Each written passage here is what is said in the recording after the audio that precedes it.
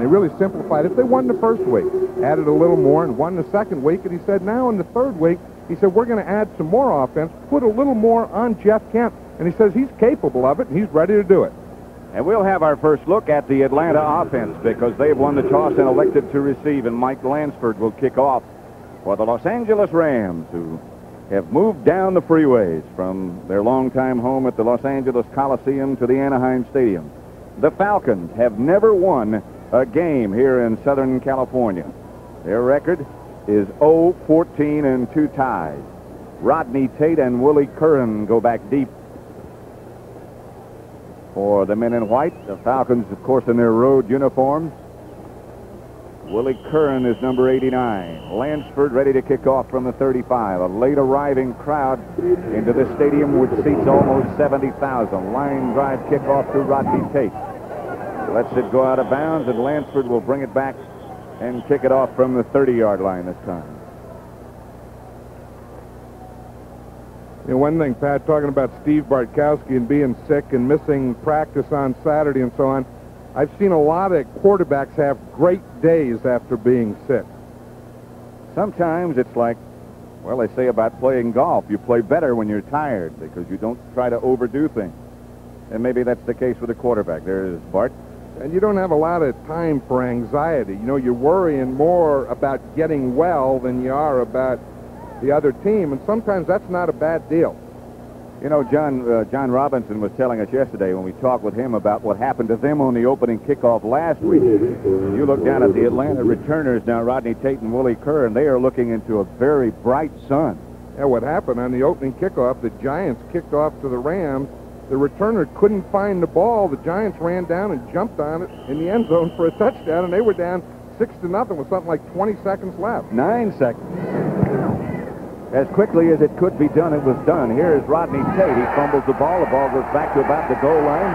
He can't find the handle, and now Rodney Tate comes out to the 10-yard line. So the Rams, Sean Miller is down to make the hit, and they turn misfortune into fortune. Let's check the lineups now, first of all, for the Atlanta Falcons. The backs and receivers, Bartkowski, Lynn Kane, the runner. The H-back is Cliff Benson, Stacy Bailey, and Alfred Jackson, the wide receiver. Up front, Arthur Cox is the tight end. Ken Thielman, Van Note, John Scully, and Brett Miller. The offensive line. 1st and 10 from the 10. Kane, the runner. Kane for about 5, maybe 6 before Reggie Doss tripped him up. That kind of first down situation is what concerns John Robinson very much. The defense, Youngblood, Meisner, and Reggie Doss. The 3 up front. The linebackers, Owens, Eckern, Collins, and George Andrews. Secondary is Gary Green and Leroy Irvin, Eric Harris, and Nolan Cromwell, the safeties. It's a good defensive unit. 2nd and 5. From the 15. Bartkowski, quarterback.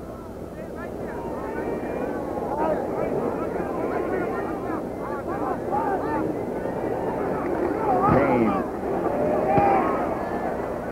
About a yard shy of a first down, and his safety man Nolan Cromwell made the hit.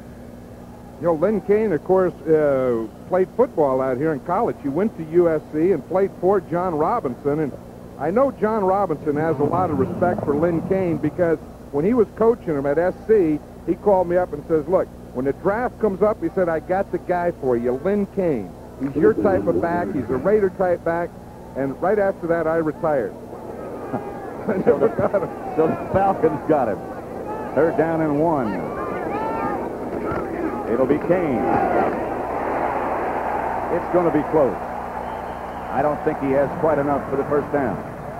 The Ram defense converged quickly. Well, I think that's where the Falcons are going to miss. Obviously, they missed William Andrews in that situation. I think they're going to miss Gerald Riggs because this is the type of thing that I was talking about. You see, you don't have that big back in there. You know, that big back to get you your short yardage. This is Cliff Austin here that they brought in to go for it. But when you don't have the Riggs or you don't have the Andrews to get that big first down for you, it's a different game. You have to rely more on the passing. There was number 85, Jack Youngblood, who recovered, got off his block, and stopped Cliff Austin in the hole. This is Henry Eller. Jacques Amaro's kick chases him all the way back to his own 23, and Eller who returned one for a touchdown last week, very nearly broke that one. Now let's check the Ram offensive lineup. The quarterback is number 9, Jeff Kemp. Eric Dickerson, as the Rams too go with just one running back. Mike Gooman is the U-back.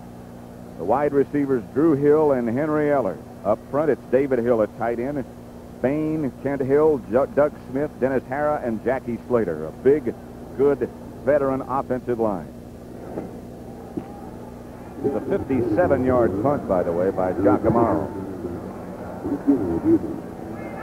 Drew Hill down at the bottom of your picture, split wide to the left. Eller wide to the right. That's Gooman in motion. This is Eric Dickerson. Dickerson got about 5 around the corner. The Rams are a sweeping team. They run that most of the time. Bobby Butler, the cornerback, made the initial hit. Falcon defense, 4-man front. Pitts, Benish, Bryan, and Don Smith at right end. The linebackers, Rady, Curry, and Al Richardson. And the secondary, Butler and Britt, the cornerbacks. Kenny Johnson and Tom Pridemore, the safety. 4-yard gain for Dickerson. It's 2nd and 6 from the Ram 40. Dickerson. Dennis Hara had pulled. John Rady made the stop on Eric Dickerson. Eric Dickerson ran away from his pulling guard that time. Usually those running backs like at Dickerson, they like to get right in the hip pocket of that guard, but he cut back away from Hara on that play. Let's see if we can watch it. Now watch him. He's going to start here. We see the left guard pull. You see, he started to follow him, and then he cut right back in. He didn't have any blockers back there. That's rare for him to make that mistake in judgment like that. He's such a great runner. That'll clean out the sinuses. Kemp is back to throw. And throws complete to Drew Hill. It'll be a Ram first down. Good throw by Kemp. James Fripp, the defender, 11-yard gain. You see that? All the rushers just ran right by Kemp, and he was standing up there. He could have run for that first one, but let's watch Drew Hill. He's going to start up, and then he's just going to sit down. Just hook, work back a little into the outside, and pick up that first down. You know that Jeff Kemp isn't a tall guy. He's only about 6 foot, but he does have a strong arm. He's not a little guy with a weak arm. He can really zip it. As John Robinson said yesterday, every throw is like a 2-iron shot. Kemp is back to throw. Puts it over the head of David Hill. That one got away from him a little bit. I think he wasn't really ready to go to Hill, and he had to change his feet. He didn't get his feet turned out to the left soon enough, but one thing here that the Rams are establishing now is pass protection. That's 2 passes, and Kemp has had time on both of them. Let's watch your protection here. Now, that's one thing that this Ram offensive line can do. They're big guys, big, strong guys. You see Kemp, you can see he can step up. He has a lot of time. You see, he really didn't want to throw to the left, and he didn't get shifted over to that side. So that'll make it 2nd and 10. The line of scrimmage is the Falcon 46. The pitch is back to Dickerson. Dickerson dips inside, steps away from a couple of tacklers, and loses 2 as Kenny Johnson comes up to make the hit.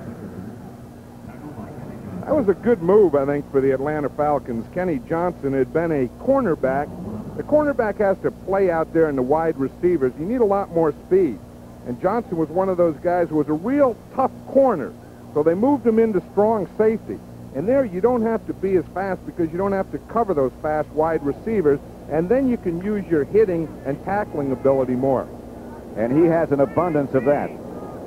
3rd and 12 for the Rams. Jeff Kemp, the quarterback. No score as yet. Henry Eller circled in motion.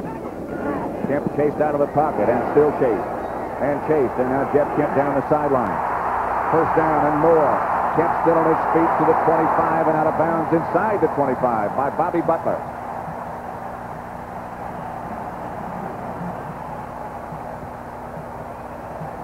That's the thing that Jeff Kemp gives the Rams, you know, and that's the thing. When you have an inexperienced quarterback, if he can't find someone open, if he can move a little, get himself out of trouble. See, he was in trouble. Now he ran away from it. Now got up the sideline. Now watch this little move there. He fakes to the inside, back out to the outside, and up the field for the first down.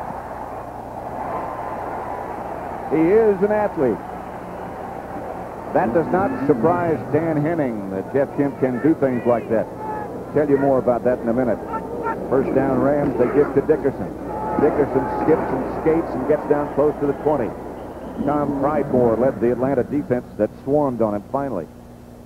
Dan Henning said when he was working for the Dolphins down with Don Shula that David Shula, the coach's son, who was a very close friend of Jeff Kemp, would bring him to practice, and he knew of the ability of Jeff Kemp.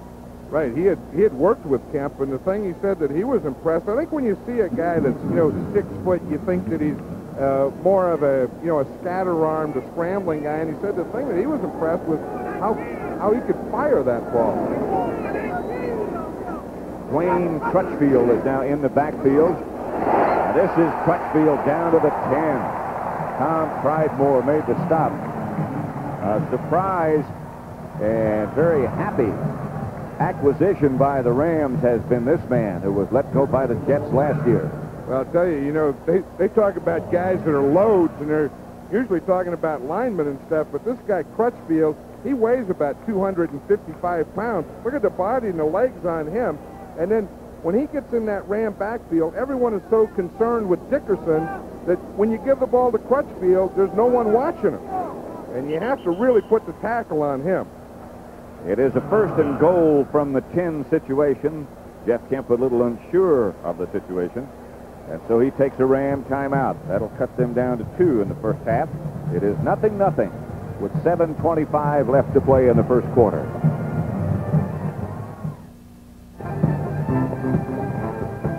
Atlanta nothing, the Rams nothing. Pat Summerall, John Madden at Anaheim Stadium, where the Rams have it 1st and goal at the 10, right at the 10-yard line. This is what it looks like if you were grass in the end zone. Or dirt. Like if you were a piece of grass. Yeah, you're a hunk of dirt or something like that. You'd think, geez, I used to be an infield. Now I'm a goal line. That's the outfield warning track. The dirt that you can see in the background of your picture. Jeff Kemp calling the signals, and this is Eric Dickerson lunging to about the 7. Pickup of 3 perhaps. Rick Bryan made the stop. Let's check out some of the final scores around the NFL. The New York Jets beat Kansas City 17-16. Jet record now is 4-2. Washington 35, Indianapolis 7. Washington also 4-2 and looking forward to playing the Cowboys in Washington next week. New England 17, Cleveland 16. That's the final. New England is now 4-2 and Cleveland 1-5. 2nd and goal from the 7 here at Anaheim Stadium. Kemp back to Dickerson. Dickerson inside the 5 to about the 1. Kenny Johnson made the hit, but Dickerson is so big and so strong. As I'm sure you know, Chicago Bears beat the New Orleans Saints 20-7 to improve their record to 4-2, but Walter Payton has broken the record held so long by Jim Brown. He picked up 154 yards today in 32 carries. So the new all-time rushing record holder is Walter Payton of the Chicago Bears. Miami 31, Pittsburgh 7. Another hot day for Dan Marino. Al Richardson limping off the field for the Atlanta Falcons. That'll be a big loss if he can't come back. This is the 11th play coming up in this drive. The Cardinals have beaten the Dallas Cowboys 31-20. Of interest is the fact that Danny White came in after the Cowboys got down 31-13 and took them on a 94-yard touchdown drive. So it'll be interesting to see who is the quarterback next week against the Redskins. 3rd and goal from the 1 here. David Fry has replaced Richardson. It's Crutchfield and Dickerson in the backfield for the Rams. That's Dwayne Crutchfield hit and held shy of a touchdown by Fulton Kuykendall. Captain Crazy. Well, the Ram fans want the Rams to go for it. I don't like that kind of play. They put Dickerson away like an influence and gave it to Crutchfield. I think a better play would have been let Crutchfield lead in there as a blocker to Dickerson. But watch this play. See, you lose a blocker. Now watch in the I formation. Dickerson goes left. Now they hand it to Crutchfield without a lead blocker. I would think they're going to go for it on 4th down. I would think if you're going to do that, take your big running back and let him lead through and give it to your best back. And I think that's probably what you'll get this time. Dickerson is deep. Crutchfield is lined up in front of him. They give it to Crutchfield. He tries to go over the top, and I don't think he got in. No indication yet. I don't believe he made it. No, he didn't. I know John Robinson's a friend of yours. Maybe next time we see him. I know he's a friend of mine, but, you know, when you have a guy like Dickerson, he's a big, strong back, and you use this guy Crutchfield to run. Now, what they did is you see, they just tried to get him with that dive, but no one got on the linebackers, so the linebackers, as Crutchfield was diving, could come from the other side and dive. They not only stopped him, they tore the name off his back.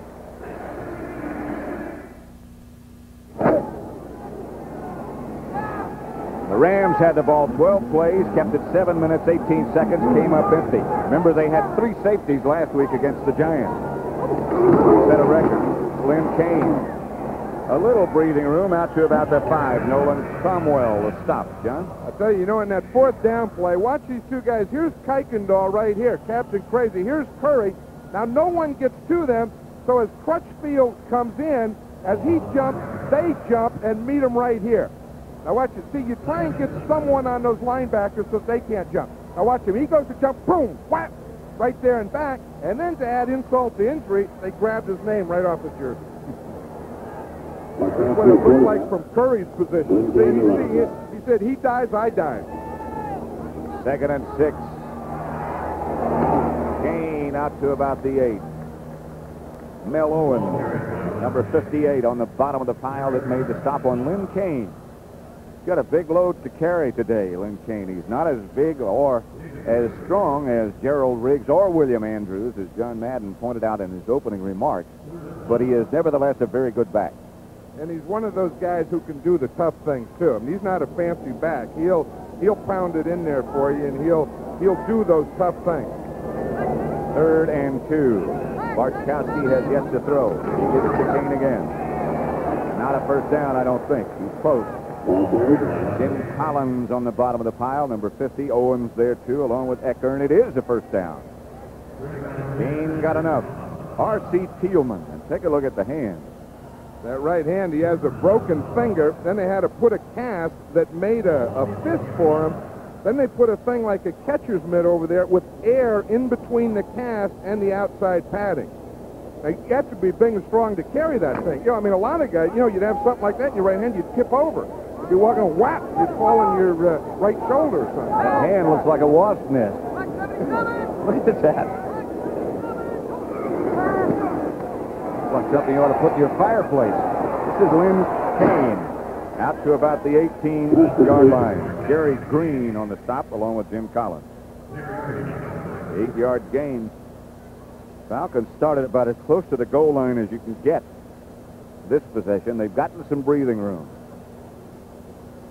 Well, talking about Thielman there and playing the left guard, it's not an advantage to have that big thing in your hand in any case, but if you're going to have it and you're playing left guard, it's better to have it on your right hand, because for pass protection, most pass rushers go to your outside and you use your left hand. He looks like he's ready for highline. Kane looking for someplace to go, can't find it. Mel Owens held his ground, didn't overrun things, and made the stop on Lynn Kane. He had no place to go, and Bartkowski will probably have to put it up now. I think that Dan Henning was a little surprised that Gerald Riggs wasn't ready. He got hurt on the last play of the game against the 49ers last week, and early in the week he didn't practice, but Dan thought he'd be okay later in the week. They kept going later, and he still wasn't okay. He didn't practice yesterday, and of course he can't go today. The Falcons will go on 3rd and 1. Bartkowski does indeed go back to throw. Looks right, looks left. The receiver is on the ground. The intended receiver was Stacy Bailey. Number 87 was another intended receiver, Cliff Benson, and he fell down. So Giacomo will have to come on. I'll tell you, that was good coverage by the Ram corners, Gary Green and Leroy Irvin. He wanted to go outside first, then had to come back, but the two corners had excellent coverage in the outside receivers. The word on Al Richardson, the linebacker, is that he has a sprained ankle and will not return. He's out for the rest of the day. Here's Giacomo. This one doesn't quite turn over. Henry Ellard at his own 41. He is dangerous. Ellard breaks away from a couple.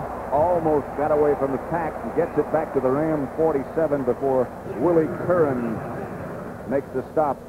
It is still 0-0 with 1 minute and 32 seconds left to play in the first quarter at Anaheim Stadium.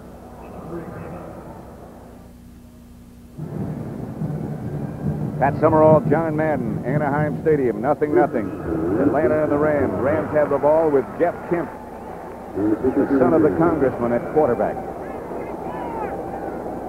Eric Dickerson is the lone setback.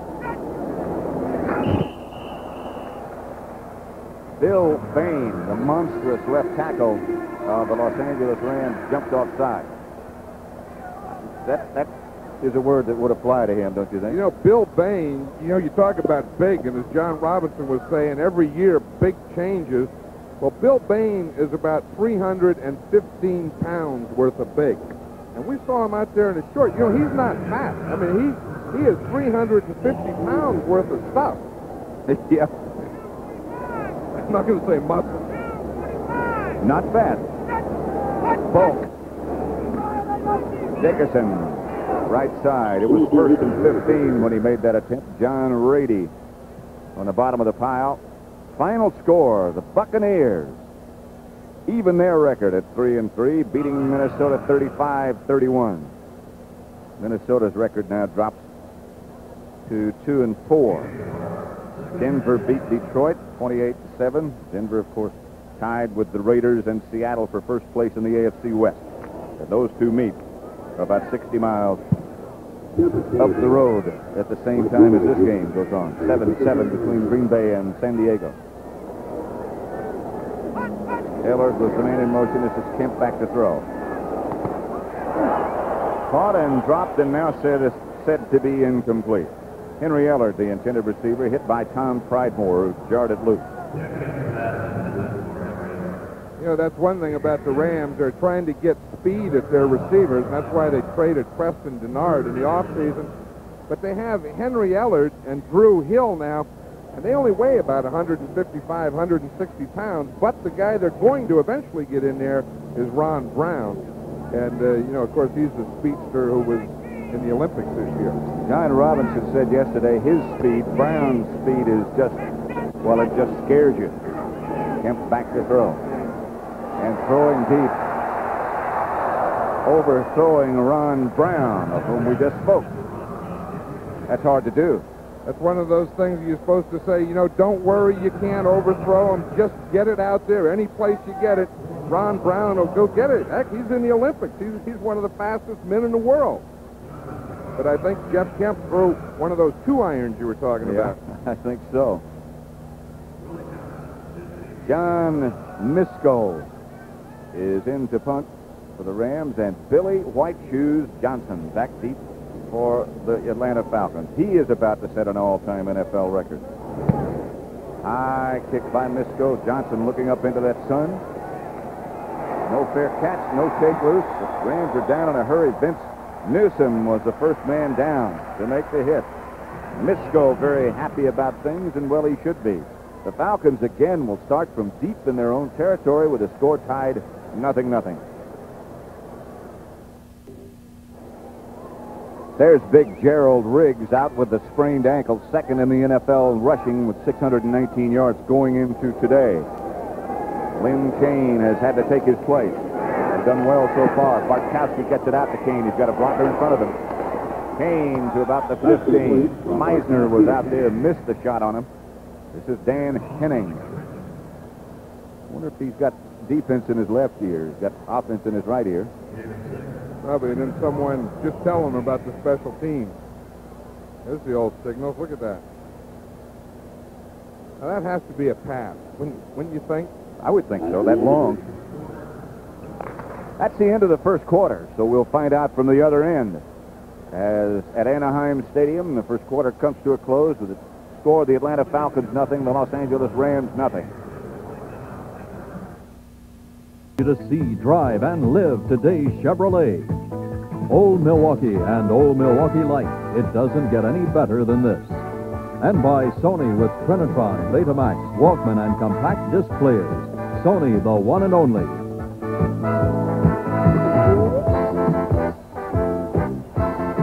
Second and 4. Falcons have the ball their own 15-yard line. No scores. Steve Bartkowski, the quarterback. Arthur Cox goes in motion. Lynn Kane over the right side for a couple. Greg Meisner underneath the bottom of the pile, the nose man, number 69. I think this is going to be one of the problems that the Falcons are going to have today. I don't think they can keep doing this all day, just relying on Lynn Kane to run the ball. I mean, I think eventually they have to get it to the outside. They have to get more into a passing game. Now, maybe Bartkowski isn't as strong as we think we are, because there's some reason that they're not throwing the ball. Third and 4, they have to throw now.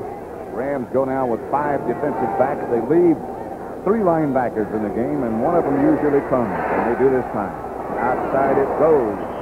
Stacy Bailey gets the reception from Bartkowski. Single coverage out there, and Bailey is tough. Well, you know, he's not very big to be tough. He only weighs about 155 pounds. Watch him here on the outside. Now, he knows where he has to go for a first down. He just runs up like he's going deep, stops, and works back to the ball. You know, Dan Henning was telling us last night that they measure the fat content of these guys, and, you know, and some guys are 10%, 12%, anything under 16. Stacy Bailey was 2-point-something%. That's skinny. That's almost unbelievable. I believe it. But it's hard to. That was White Shoes Johnson in motion. Here's Bartkowski. He can throw deep, and he's got Stacy Bailey wide open. Bailey down to the Rams 30, 31-yard line. Eric Harris finally made the tackle. How did he get so wide open? I think they had a drop of coverage on that. Leroy Irvin is on him. Now watch, he's number 47. He comes up and bumps him. Now he looks into the backfield. Now the safety is supposed to get over. The safety, you see him coming here fully. He doesn't get over. That was Eric Harris. And by the time he got over, there was a great big hole in there. 44-yard gain for Atlanta. I'll tell you, the Falcons had good pass protection on that one. Now watch him on Reggie Doss here. He's going to the inside. Thielman can get him with that big plug. See, he stuck that big thing in there, helped him in pass protection that time. Here is Lynn Kane, touchdown. 31 yards away, and Lynn Kane, they influenced the nose man. They blocked away from him. He went with the pressure, and Kane went for the daylight. Well, they brought that H-back in motion. He came back to the inside and trapped, and Lynn Kane ran like an X pattern against that H-back block, if that makes sense. Let's watch it here. It will when you draw it. Okay, now the H-back comes in here, you see, and he blocks there in the nose tackle. Kane counters that block, goes back to the left, slashes through and into the end zone. Mick Luckhurst. Morosky holding. Will try for the extra point. 91 yards in 5 plays they went. Kept the ball 2 minutes, 14 seconds, and the Falcons go on top. Luckhurst left foots it. It's 7-0. Second quarter. After is good. Very impressive drive by the Atlanta Falcons, and they lead the Rams 7-0 in the second quarter. We have 13-16 left until the half.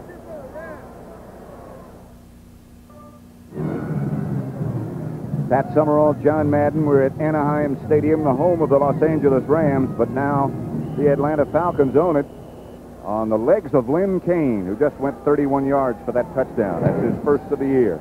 Luckhurst kicking off in the direction of Barry Ridden and kicks it out of bounds, and they'll do that from the 30. Let's go back and look at that touchdown. Let's watch this. Now here's the thing. Now watch the left tackle here. That's Mike Kent. Here's Thielman. But look at the big splits that they take in here. So they have a hole made already. Then they can come off and get good blocks. That's where Lynn Kane is going to run.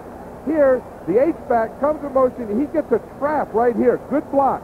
But see, they start with those big wide splits. See, between the left guard and the left tackle. Now watch right here. Here's the block by the nose tackle. Now here's Thielman here. Here's Ken here. They drive out, drive in, and whap, look at that thing right there. then just slice right through there. Now he's into the secondary, and shortly he'll be into the end zone. But that was a good play, but it started with those wide line splits. And that's one of the things that John Robinson told us yesterday he was worried about, concerned about. He said he was concerned. He said they take those big splits between the left guard and the left tackle. They create a hole there. You have to line up on the guys, and he was afraid of Riggs like picking up 6 yards in that hole. Instead, Kane got 31. Here's Luckhurst from the 30. Hangs it in the direction of Barry Redden and takes it as his own 4. Jumps over one tackler, stays on his feet outside the 20, down at the 22, Scott Case. So the Falcons are very high on as far as the future.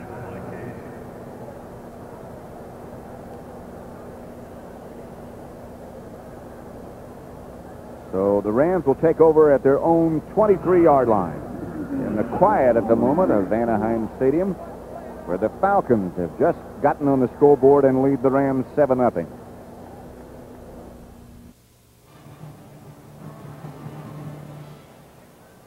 Rams have the ball their own 23-yard line. 13 minutes left to play in the first half with the Falcons leading 7-0. First and 10 from their own 23 for the Los Angeles Rams. Mike Barber and David Hill both in the game, so they go with a 2 tight end offense as Jackie Slater takes a move too early. Next week here on CBS, another slate of, well, every game every week seems to be an outstanding week.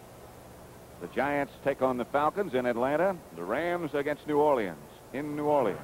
The second half of the CBS doubleheader features the Dallas Cowboys, whose record is now 4-2, against the Washington Redskins, who are also 4-2 at RFK. It all starts with the NFL today. John Madden and I will be in Washington next week.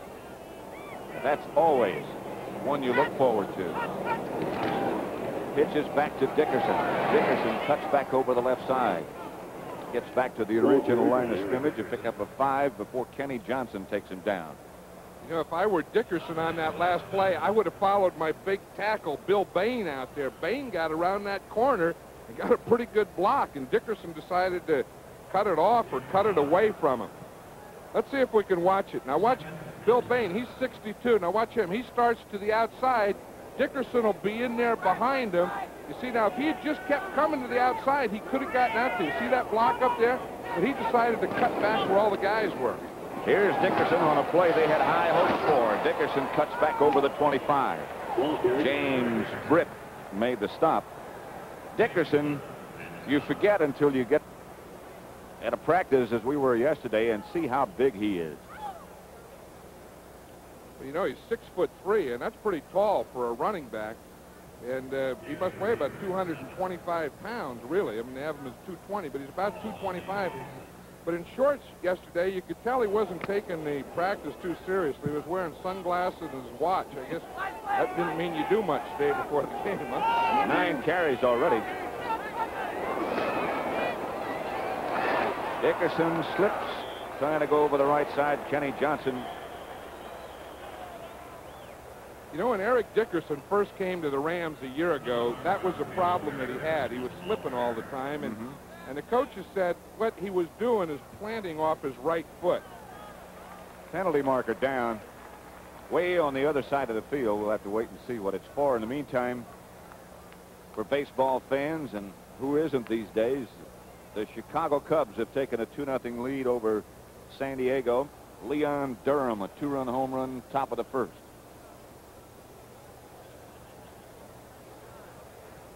John Robinson, he's telling them what he wants them to do.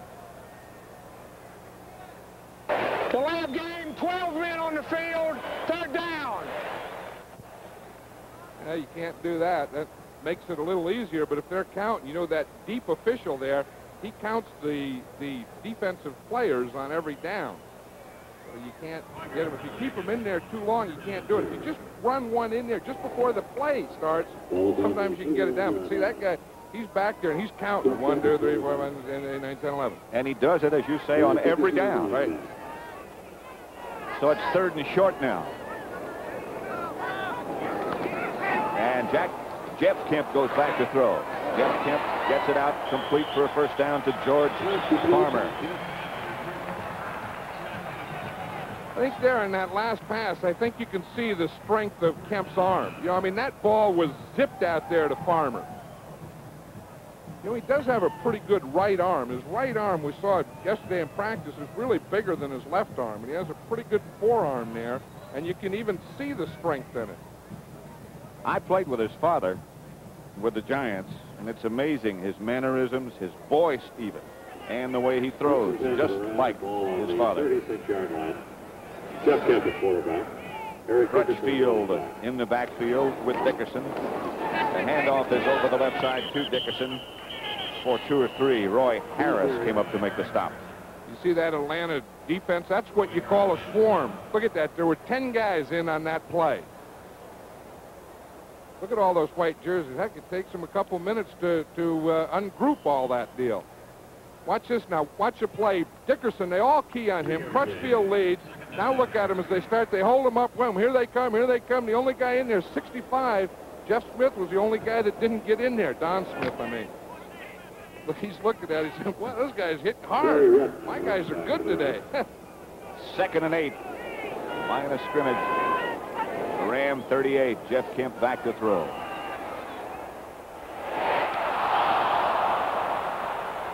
Henry Ellard, the intended receiver. That ball got there in a hurry.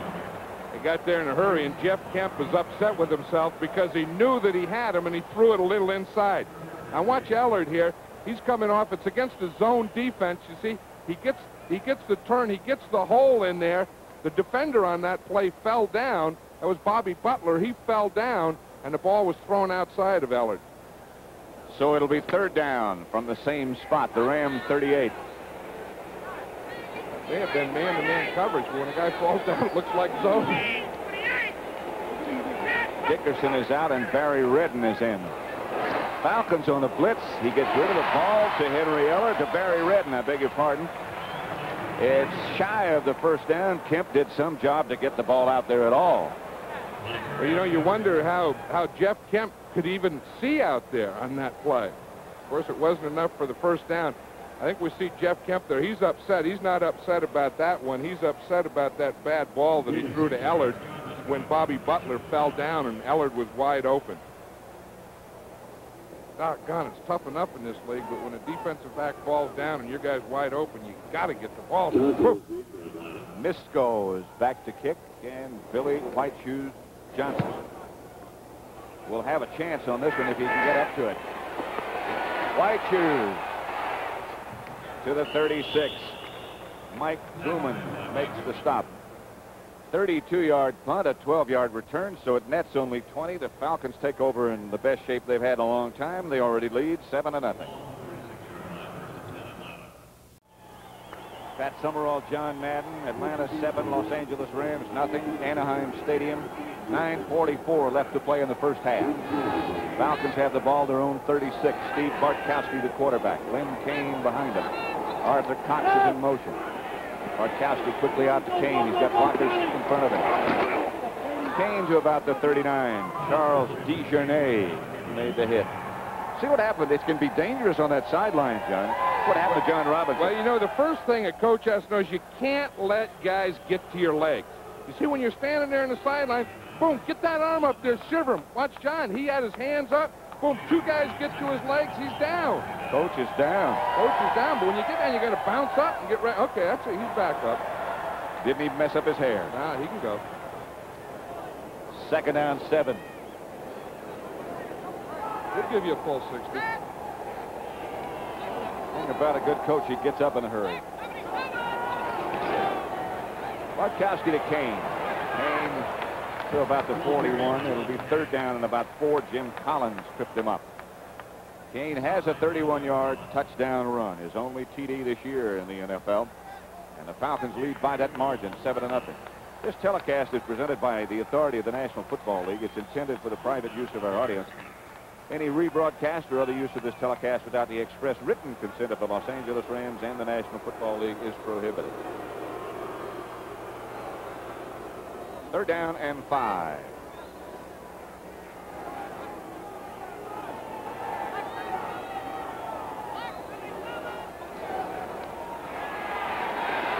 Bartkowski. Stacey Bailey. Enough for a first down, and they move into Ram territory. Nolan Cromwell, the defender, a gain of 15. Watch Bailey out here. Now he's coming up. Now he sees that at the zone. You see the two guys are coming inside out, and instead of going and letting them get him inside out, he just stopped, and where he picks up the advantage is by working back to the quarterback. Bartkowski 6 out of 7 for 87 yards. First down, Falcons. Ram 44. Kane gets to the outside, gets back to the line of scrimmage, and is stifled right there by Jim Collins, the first blue jersey to apply the paint. And one thing about Len Kane, he's always been a tough guy, and I think he's going to have to prove that he is today. I think we all know that. At one time, he was a starting halfback. William Andrews was a fullback, and then when Dan Henning came in and went to a one-back offense, it was just Andrews, and then behind him was Riggs. So what happened to Len Kane is he ended up really as a third-string guy and just playing special teams, and now he's getting back again. And he's a pretty good third stringer. Bailey was the man in motion. This is Kane hammering straight ahead to about the 41. Collins again made the hit. The NFC's Defensive Player of the Week last week. Atlanta Falcons offense. 19 plays, 12 rushes, 3 receptions, all 3 by Stacey Bailey. Look at Len Kane. You know, I mean, I think maybe they made up their game plan, and they really thought that Gerald Riggs was going to play. And I think Kane has taken Riggs' place in more ways than one. I think they were going to try and beat the Rams today with Gerald Riggs. He couldn't play. They said, okay, we'll just do it with Len Kane. 3rd and 7, and Bartkowski, if he has time, will have to go again. Chased out of the pocket. Bailey. Again, a Falcon first down. No penalty markers anywhere. I heard a whistle, but no flag. Eric Harris, the defender. That was a play that Dan Henning brought, that dash where the quarterback dashes or rolls out, and he comes out. Now, again, this is a pretty good pattern here because Stacey Bailey made the defensive back, Eric Harris, think he was going deep, push him deep, and then he worked back to the outside. That was a Bolitnikoff move. Right. Now, you see, here's that dash. You see, they try and invite the whole defensive team to the inside and get Bartkowski outside. Before Dan Henning came, that was really never a big part of Atlanta's offense, him running anyway. Something he brought from Washington with him. Theismann does it well. Here's Kane. Straight ahead, spinning inside the 30 to about the 28. Reggie Doss was the first Ram to make contact.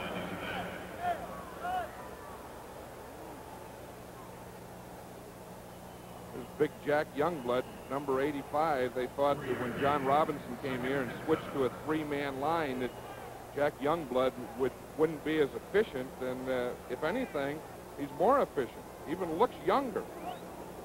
Playing his way. Look at those arms. And you know, if I had arms like that, I'd just walk around with my shirt off all the time, looking in mirrors and stuff, standing on beaches. The uniform is full. Here's Bartkowski, chased by Youngblood, gets away from him first.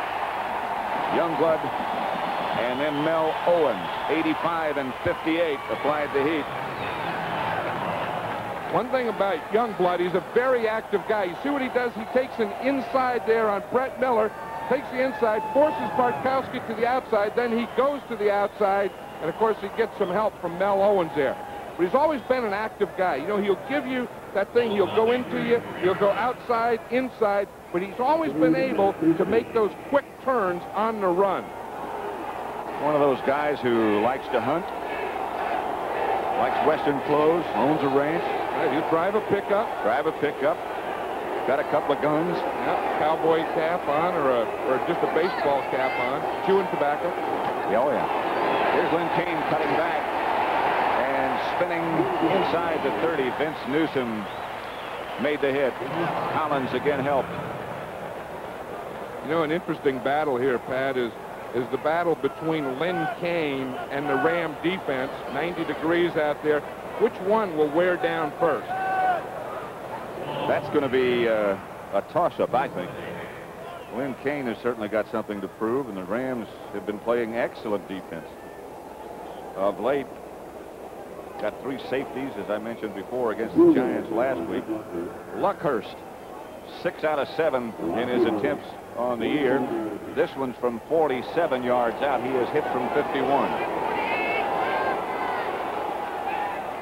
Morosky holding. Plenty long enough, but there's a flag down back in the end zone.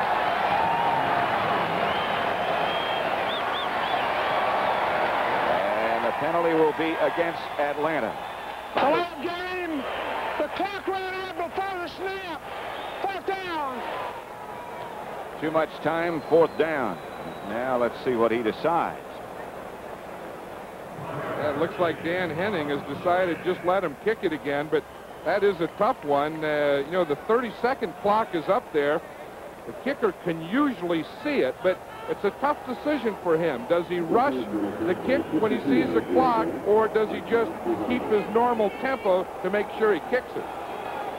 Well, he'll have a kick at it from 52 yards this time, and again he's going to have the distance. Yes, sir. That's his longest of the year. He had hit from 51. That was from a little bit over 52 with a lot of room to spare. And Atlanta leads now 10-0 over the Rams in the 2nd quarter. 3:05 left to play in the 1st half. Mick Luckhurst, who just hit from 52 yards out, will kick off. Barry Redden and Drew Hill back deep for the Rams.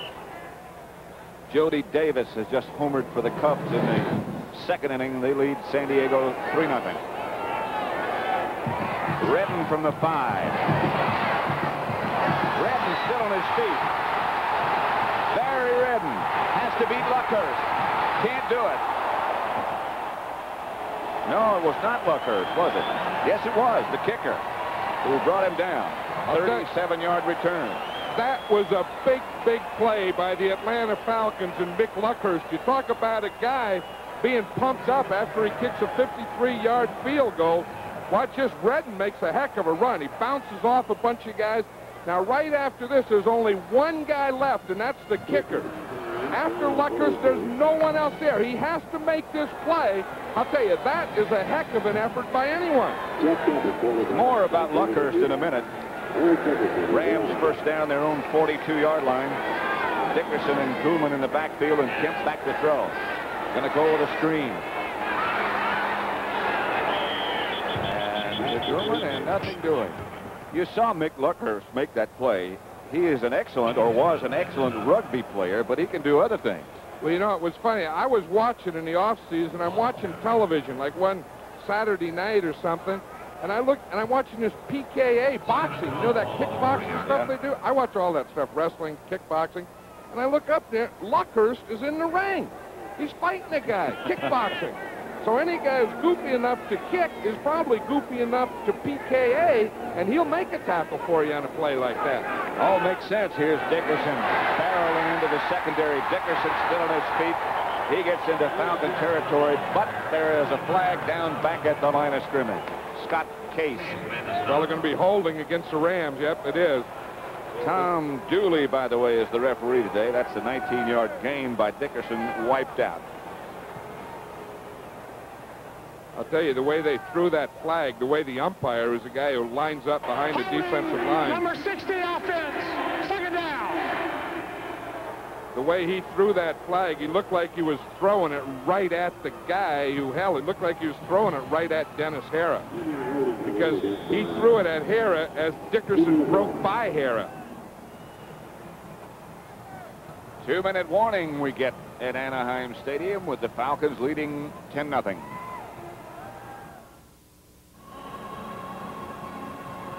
Let's talk about holding. Here's the guy. He's called the umpire, and he's in here with all these guys and all this action. Here's the guy he sees.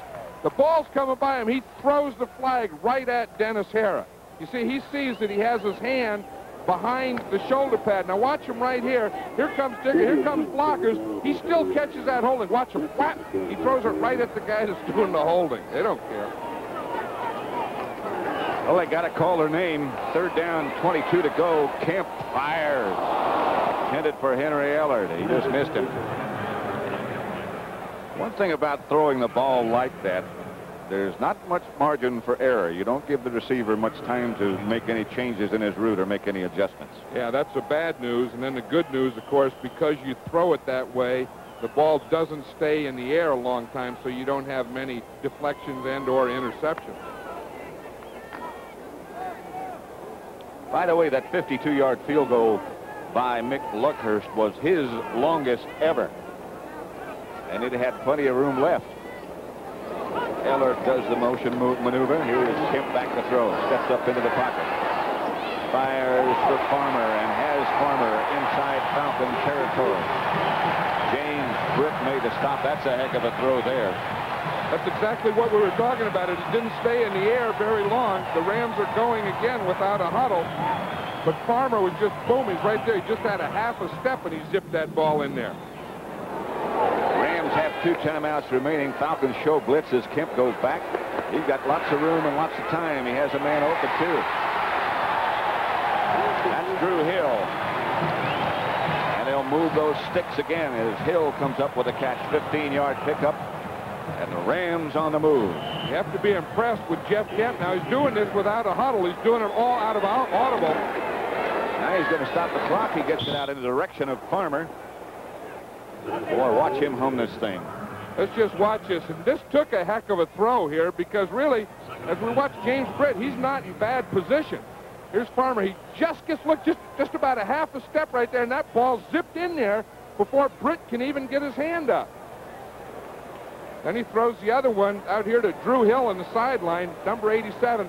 Hill does a nice job there of pushing Gerald Small up and then working back. You see what happened to Small? Small thought he was going deep. He made a break, and he slid. He fell down. Small became small very quickly.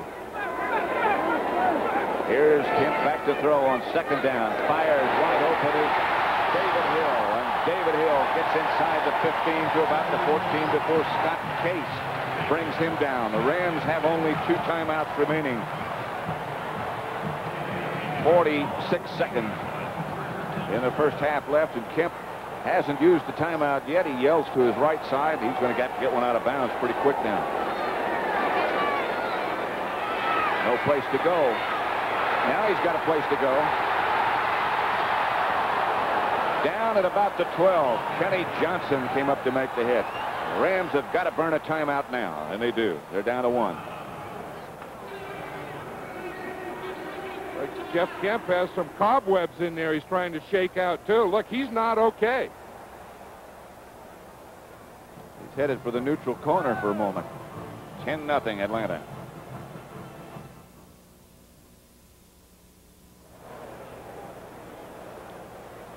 Steve Dills, who was acquired by trade from Minnesota on the 17th of September. Here is Jeff Kemp over on the sideline. He took a real shot right at the end of that scramble run by Kenny Johnson, 37. Watch Johnson come in there, right in the head. And so Dills is the quarterback. Kemp is still woozy on the sideline. Dills, 6-year veteran from Stanford. Back to throw it. Fires through the hands of George Farmer. That's just anxiety. There's no way to catch that ball. That's the thing. You know, it's a tough thing. You're standing there in the sideline. Steve Dills probably charting plays, helping the coaches, you know, and watching the game. And the next thing, Kemp is down, and they say, Dills, get in there. And you say, holy moly. You just go in there and throw that thing as hard as you can. So it's Atlanta 10, the Rams nothing. 20 seconds left to play in the first half. The Rams have it 3rd down at the Atlanta 11.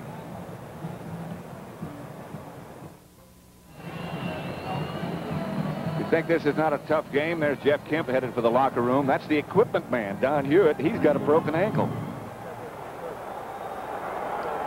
Fell down a couple of weeks ago in a game here at Anaheim Stadium. Broke his ankle. 3rd down. 7 at the 11. Goulden in motion. Dills fires outside the hill. He has stopped. Hurls the ball out of bounds. Gets out of bounds. Does stop the clock. So that'll make it, well, he's about at the 5-yard line, maybe the 4. Let's see. Hills is watching Hill all the way. Sees David Hill break on and out. Hits him right there. That wasn't a bad pass. He looks like he's relaxed a little. Hill made a smart move because he figured if he's not going to get out of bounds, at least he'll get the ball out of bounds, and that'll stop the clock. That last lunge not only stopped the clock, it got him a first down. Ball's at the 3. It's first and goal from that point. Ron Brown in the game now. Stillman sets up to the left side. Dills fires way over the head of George Farmer. There's a penalty flag down in the end zone. Dills had Farmer for a touchdown. I think it's going to be against the Rams in the end zone. That's how he got so wide open, I guess. That's right. He had pretty good protection there, but he really just threw that ball over Farmer's head. Farmer was wide open. There must have been a pick. That must be the call. That's how Farmer got that wide open. Pass interference, 89 offense, first down.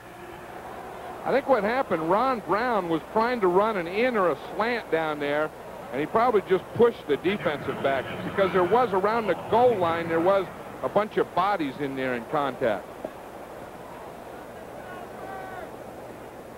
Still first down. That was a terrible throw, that last one. I mean, the guy was wide open, and he just, whoo, threw it right over his head. 11 seconds left to play in the first half. Falcons leading 10-0. Steve Dills, the quarterback, back to throw. Into the pocket and out of it. Better do something soon. Touchdown.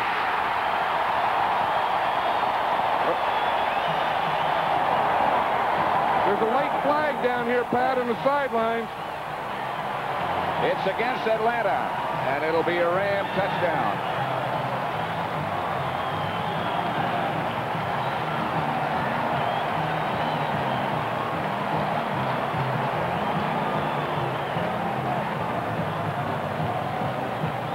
Personal foul, roughing the passer, 74 Atlanta.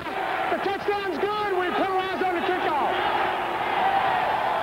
That was Mike Pitts. Now, maybe Dills, by running, took a little of that anxiety out. Look, he throws the ball, and then here comes Pitts. You see that right arm, that little bump he gave him with that right arm. So they got the touchdown as an exuberant Steve Dills fires for the touchdown. They got it with 3 seconds left to go on the clock. Cromwell will hold. Lansford will kick.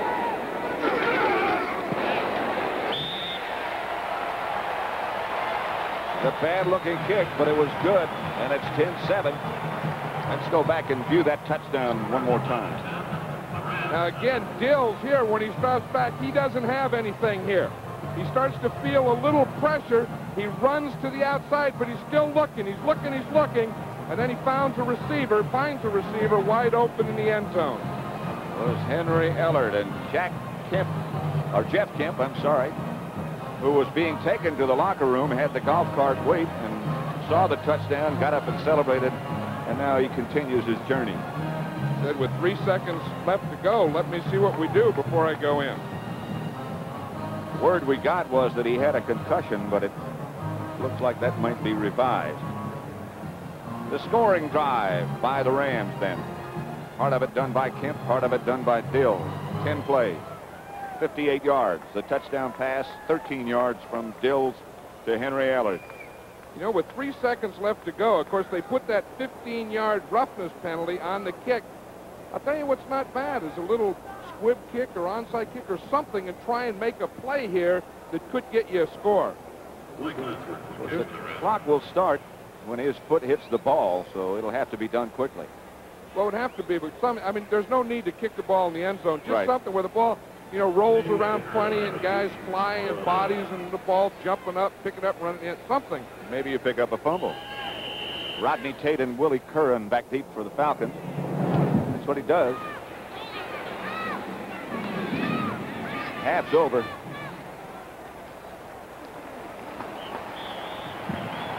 And it started out without too many fireworks, but ends on a very exciting note. Atlanta 10, the Rams 7 at the half as they head for the locker room. halftime score as we come to you live from Anaheim Stadium in Anaheim, California, is the Atlanta Falcons 10, the Los Angeles Rams 7. Rams scored with 3 seconds remaining in the first half. Pat Summerall here with John Madden. They scored, as I said, with 3 seconds remaining in the half to make it 10-7, but it was the time they didn't score, which could turn out to be a very important factor. I think so. It seems like that took all the momentum out of the Rams early in the game when they got down there in the goal line and they were going third down. They didn't get it. Then they went for it on 4th down. This was great defense by the Falcons. We'll see Kuykendall and Curry both coming and hit Crutchfield, both jumping as he jumped, not getting in there. Now, I felt that play really turned the momentum around. Now, watch Curry right there. As Crutchfield dives, he dials, whap, and there's Kuykendall. No touchdown. I think the Rams at that time really had the momentum, and that play turned it around to the Falcons. And then here's the touchdown, as I said, with 3 seconds to go in the first half. And if the Rams ever got it back, they may have gotten it back on this play. We see Dills couldn't find anything open, scrambles out here to his right, finds it and gets a touchdown right there. And the reason Steve Dills was playing and throwing was because Jeff Kemp, number 9 right there, was hit on the previous play, or 3 plays previous to that. They say he suffered a concussion. We'll just have to wait and see. We don't know yet as the two teams come back on the field right now.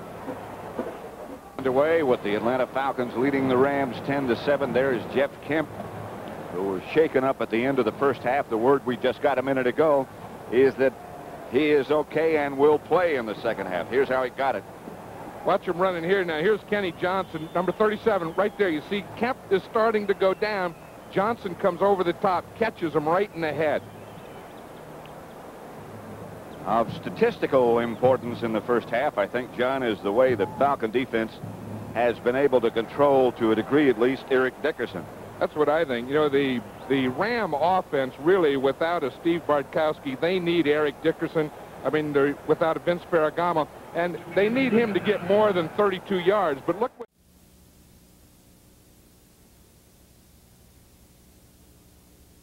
we have to run Eric Dickerson right and left, and we have to break him. We have to get that going this second half. Dickerson got 2 on that first carry, so make it 2nd and 8 as Koeman came in motion, and Dickerson goes again. Out to about the 26 before Buddy Curry takes him to the ground. I'll tell you, that's what John Robinson was saying, and probably on the other side, Dan Henning was saying, look, Jeff Kemp is down. They're going with Steve Dills. They're probably going to concentrate more on running now. We have to key Eric Dickerson, watch him. He's going to probably get the play. He's probably going to get the ball most of the plays. 3rd and 3. 3rd down conversions. The Rams have been successful 5 out of 8 times. Henry Ellard is out. George Farmer is in. That's Farmer in motion. Dills to Dickerson. Dickerson on raw power. Right straight ahead. Gets the Ram first down. There's an injured Ram. It's Bill Bain. Maybe he's not hurt that badly. Slow in getting up. They were going to say run right, run left, and run up the middle. Here's the 3rd down, run up the middle. You know, again, you think of Dickerson as a tailback, a one-back, a guy with quickness and speed, but he's a big guy. And you can tell when a big running back hits it and the piles go backwards, as that one did. And he gets a rest now, and Barry Redden comes in along with Dwayne Crutchfield. They're the 2 backs. Going to try to wear you down. This is Crutchfield over the right side, searching for about 3. David Fry, number 58, made the hit that brought him down. Well, that's the thing. You know, ball control, run him, switch your backs, keep a Dickerson fresh, take him out, put a Redden in, and then keep switching those backs on him as the Rams are doing now, and keep running the ball. So the Falcons now, the thing they have to do is stop the run. They could put 9 guys up there in the line of scrimmage right now. 2nd and 6. Drew Hill is out, and Otis Grant is split wide to the left. Dills. Outside Redden. Had a chance to catch that ball. James Britt was the defender. Here comes Dickerson back. There is John Misko loosening up. You notice that every kicker has some little thing he kicks into now. You know, it used to be they just stand on the sideline. Now they all got some nets or machines or all kinds of deals. Well, they spend so much time alone, they need something to console them. That was a small net, though. That was a little net, yeah. That keeps the ball straight. He used to just kick air. Yeah, a lot of that. You'd see him jumping up in the air a lot. Yeah. Falcons coming on a blitz. Dills back to throw. Under pressure. Dills can't get rid of it. Roy Harris, number 75, jubilant about the sack. Of course, Dills was standing back there, and that gave Harris a chance. But see, the blitz in the middle, now that takes the center. Now, right here, Harris comes from Dills' right. He's looking downfield, and then Harris is there. Look at that. Those guys, they like those sacks. Whew, that's fun. Something wrong now with the football, I think. Rams saying, wait a minute. Mike McDonald is their snapper on kicks. Wants a different ball. Now, sometimes they get a soft ball out there, and the punt snapper never wants to snap a soft ball. Nor does the kicker want to kick a soft ball. That's why the snapper doesn't want to snap it, because he knows the kicker doesn't want to kick it. Nisco kicks a high ball. Billy Johnson back at his own 24. Ball is loose. Johnson lost the football. The Rams have it. Ivory Sully down to make the recovery. Vince Newsom made the hit that caused it.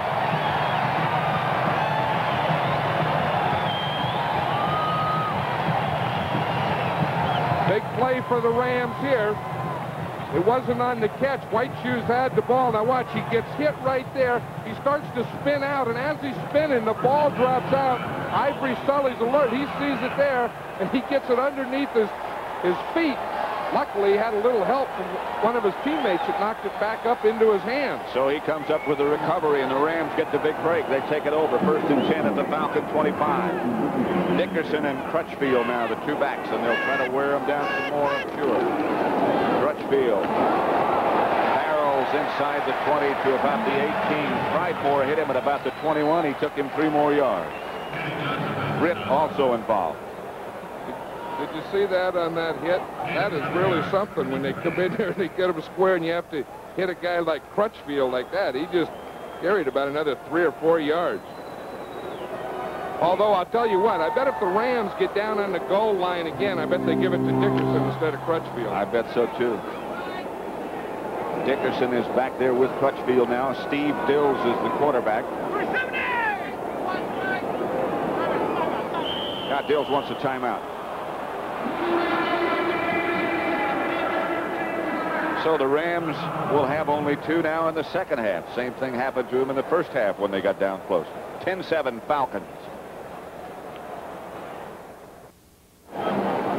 There's Lynn Kane, who took an IV at the half. It is very warm, up around 90 degrees on second down. It's Crutchfield. He lost the ball. Dickerson gets the rebound, and Dickerson is out of bounds inside the 5-yard line, out of bounds about the 2.5. Talk about your lucky bounces. They were the perfectionists of that one in Oakland. He had that for a touchdown, but watch this, a hand to Crutchfield. He's the lead guy. Now watch right here. He didn't even get hit. As he was running, the ball just snapped out, and then right up to Dickerson, who finishes off the run. That was a lucky play for the Rams, unlucky for the Falcons. That'll make it 1st and goal for the Rams at about the 2.5-yard line. The ball is in the hands for a moment of Kenny Johnson. He couldn't find the handle. That was tough for Johnson. He was coming up to make a hit. He was getting ready to hit, and Crutchfield just fumbled it. It's Crutchfield and Dickerson. And Crutchfield is hammered after a pickup of maybe a half yard. Buddy Curry came up to make the initial contact. I'll tell you, Buddy Curry really is a middle linebacker. You know, he started as an inside guy in the 3-man line. They moved him outside last year. Dan Henning was saying last night he's an average outside middle linebacker. But inside, he can be a great middle linebacker. I've always liked this kid from the time he was a rookie. I mean, he'll seek it out and find it and then do something after he finds it, too. 6'4", 230. from North Carolina, 5-year veteran. From the 2, second down and goal. To Dickerson. And Dickerson high steps into the end zone.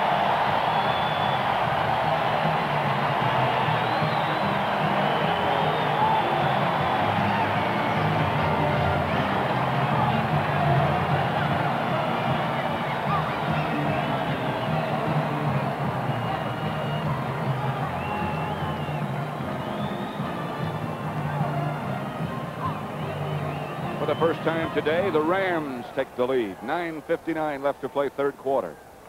Rams 13, Atlanta 10. Lansford trying to make it 14-10 with Nolan Cromwell holding.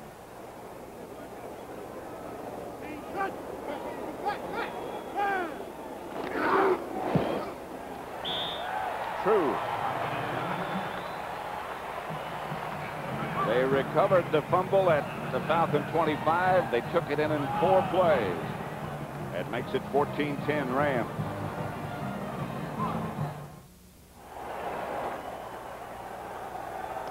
Anaheim Stadium, Pat Summerall with John Madden. Rams have just taken the lead on that scoring drive. 4 plays after they recovered the fumble at the Falcon 25. Eric Dickerson scored on a 2-yard sprint around the right side. Rodney Tate and Willie Curran back deep for the Falcons, and Lansford barefoot kickoff. High hanging, it's Tate at the 8.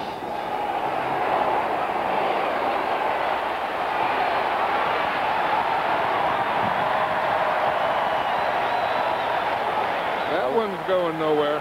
A lot of dancing, but not much music. One thing you can't do in a kickoff return is go right and left. You have to get it up the field. There's Eric Dickerson. Let's watch the touchdown again. You know, now earlier they had tried the lead back. They had tried Crutchfield inside, and they were not successful. So now they decide to go outside. They use Crutchfield as a blocker. Just get the ball to the outside quickly to Dickerson. Some good blocking right there. You see the Falcons down on the ground. Boom, Dickerson hits it in the end zone. He doesn't need much. Hara got out in front.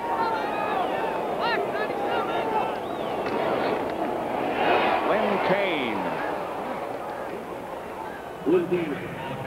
4.5 innings. It's the Cubs 3. Home runs by Leon Durham and Jody Davis. Rick Sutcliffe on the mound for the Cubs. 3-0. 4.5. Football. Cincinnati 3, Houston 0. Third quarter. It's 2nd and 3, and here's Jeff Kemp loosening up over on the sideline. Shaken up just before the end of the first half. I think probably John Robinson didn't want to use him for one reason or another on that first drive and decided that he would the next time they get the ball. 2nd down and 4. For Stacey Bailey. Got it. Cromwell back there with him. The ball came loose, but the ground can't cause a fumble. The pass is complete. Bartkowski right on the money, 52 yards. I'll tell you, we'll have to see that one again. Again, if the ball's not knocked out, the ground can't cause a fumble, but we'll have to see it's a zone defense. He gets a bump there by Irvin. Now he's man-to-man against Nolan Cromwell. He just outruns Cromwell. That's a heck of a throw, right over the shoulder. Now he's going down. It looks like he was down. The ground can't cause a fumble, and he was down before the ball came out. The officials agree. Bailey never looked back until the last minute. Cromwell had no read. Kane off to the left side. Word on Gerald Riggs is that we will not see him today. He sprained his ankle on the last play of the game against San Francisco. And it was not an attempt by any means to be a secret by the Falcons, but it just was something that didn't get a lot of notoriety. Well, it didn't. I think Dan Henning thought each day he would be better tomorrow, and then the tomorrows came to today, and he wasn't. 2nd and 5. The ball at the 18-yard line. Kane again. Hit at the line of scrimmage. Lunges down to about the 15. He was hit by Collins, number 51st. I'll tell you, Jim Collins really did hit that hole, didn't he? A week ago, Collins had 15 tackles against the Giants, and he was named the NFC Defensive Player of the Week. He saw Kane coming, and he ran in that hole as quickly and as hard as Kane was going the other way. See if we can watch it here. Here's Collins. You see, he got a jump on that thing. You see, and he started in, and he's coming one way, and here comes Kane, and they met right in the line of scrimmage. So it'll be a big 3rd and 3 situation for Steve Bartkowski, as the Falcons now don't get their offensive formation settled down to his satisfaction, and he takes a timeout. That means they have 2 left. That was Arthur Cox, the tight end, who was doing the shuffling around, and Bartkowski goes over to talk with Dan Henning. 6:53 left to play 3rd quarter. The Falcons on the move. The Rams in the lead, 14-10. Bartkowski at quarterback.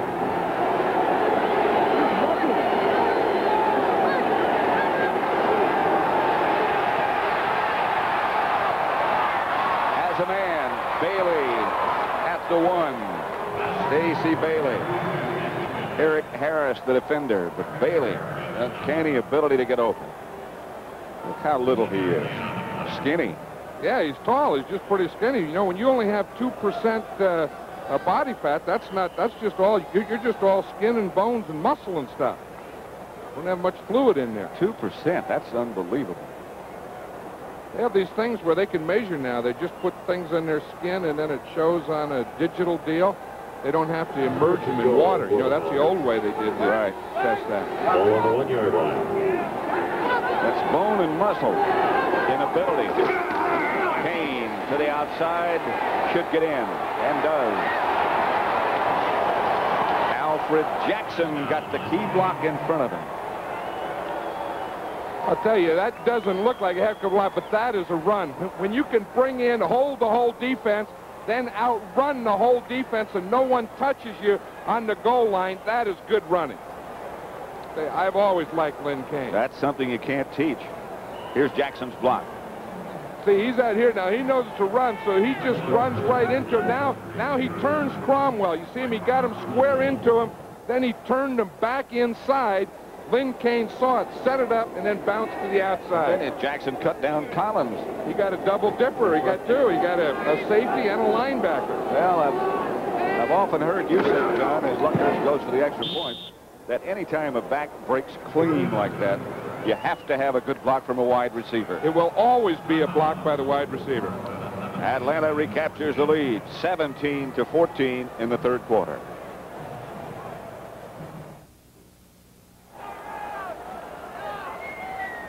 Atlanta 17, the Los Angeles Rams 14. 6 minutes exactly left in the 3rd quarter. Atlanta scoring drives, 6 plays. They went 80 yards. The big one from Bartkowski to Bailey. They kept it almost 4 minutes, and Kane scored the touchdown, his 2nd of the day. Drew Hill.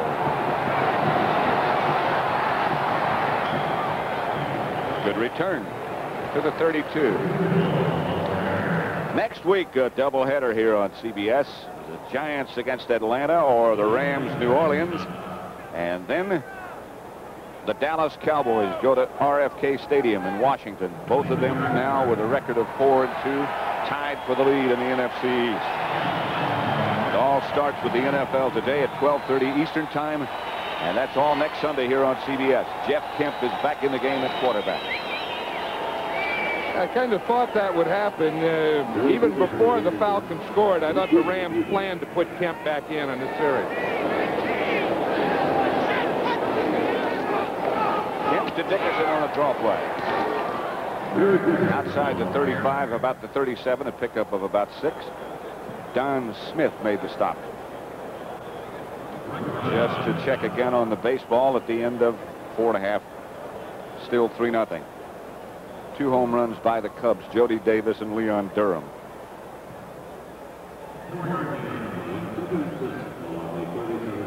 There's the old kickboxer. He'll do anything. He'll kick a ball, kick a guy. Wear a hat. Kick a 52-yarder. Kemp sprints out to his right. Kemp goes deep. He's got Drew Hill. Touchdown Rams.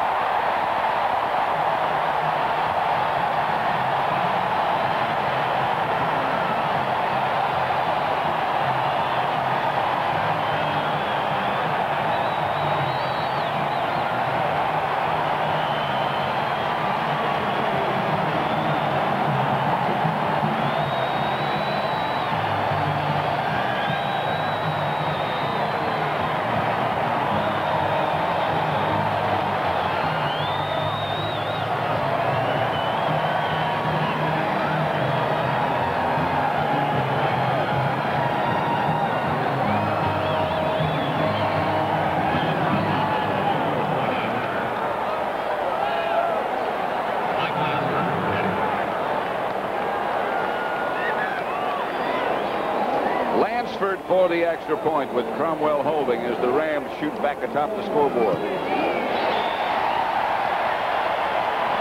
We were talking about Jeff Kemp and how he could throw the ball. Now watch Drew Hill here.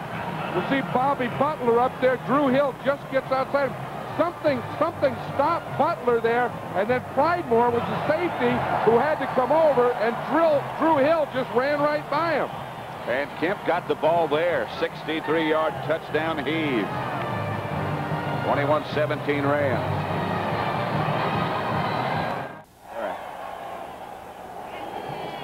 21-17. Rams recapture the lead. 5:06 left, third quarter. Fireworks really starting to take place. Rodney Tate and Willie Curran back deep. It is going to be Rodney Tate at the 5. Tate up the middle to the 29, where the Falcons will take over as David Crudip made the tackle. You know what happened on that play? We'll see it. It's an organized sprint out. You see the guard pull. Kemp comes to the outside. Now, the Falcons were in a zone. They had the corner short, the safety deep. Drew Hill just outran the safety, Tom Pridemore. But I'll tell you, we're talking about Kemp's strong arm. I mean, he just threw that out there on the run to the right and boom, flipped it up over Hill's head. Just flipped it. Bartkowski also owns a strong arm. Here's Lynn Kane over the right side, and he gets good yardage. Out to about the 34. Mel Owens tripped him up. Less than 5 minutes left, third quarter now, as the Rams take the lead over the Falcons, 21-17. Lynn Kane, 19 carries, 82 yards, 2 touchdowns. His first 2-touchdown game since 1980. 2nd and 5. He continues to get good yardage on first down. Makes life a lot easier when that gets done.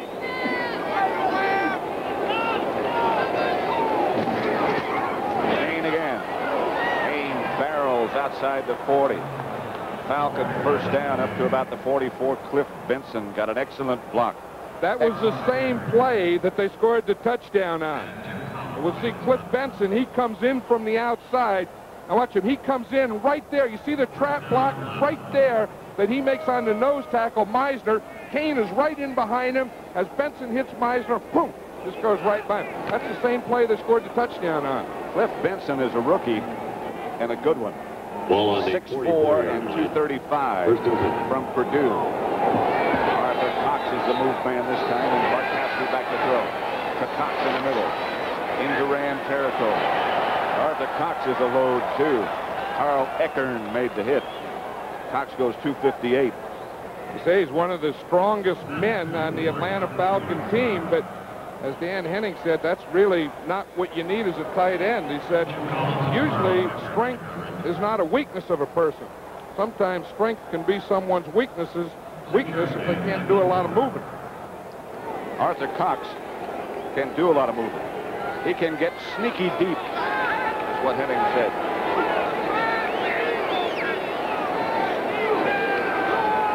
Kane picking his hole to the left, gets the first down. Mel Owens again on the tackle. That was Bill Bain looking like Lawrence of Arabia a minute ago. It is hot down on the field, about 90 degrees when the game began, and I think it's warmer than that now.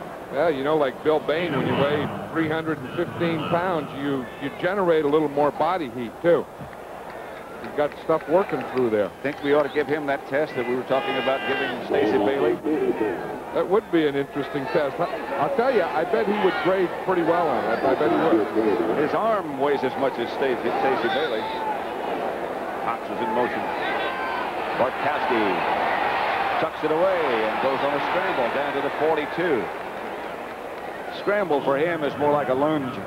Mel Owens made the stop, but he still got about 3 yards. I'll tell you one thing, those linebackers, when they see that quarterback running, they really like to finish him off. Did you see Carl Eckern? Watch the effect of these linebackers. Collins is 50, Eckern is 55, but watch when they see that run. That's just like smelling something. Watch Eckern here say, oh boy, I want to get me one of these guys.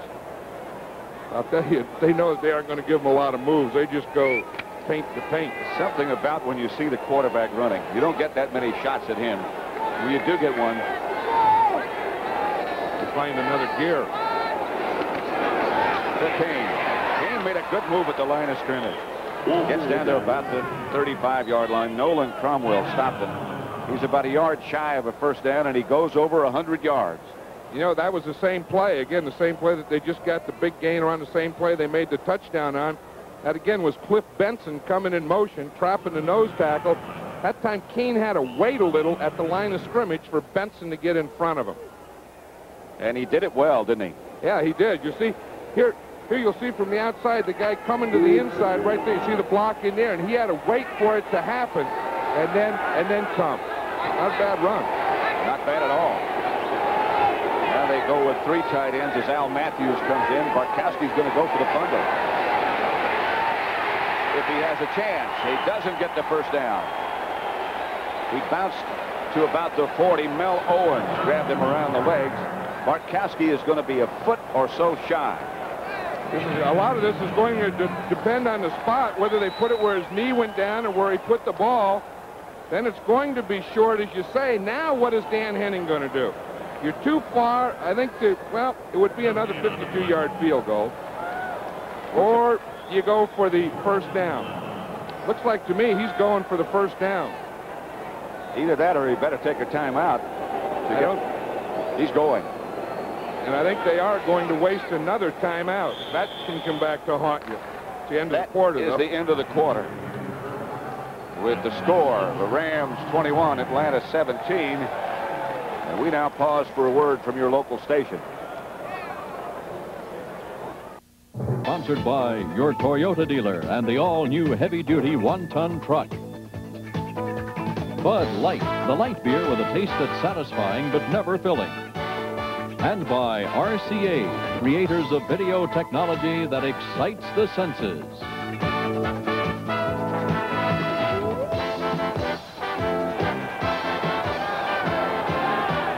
Rams 21, Atlanta 17. As Dan Henning looks on from the sideline, his Falcons going on short yardage.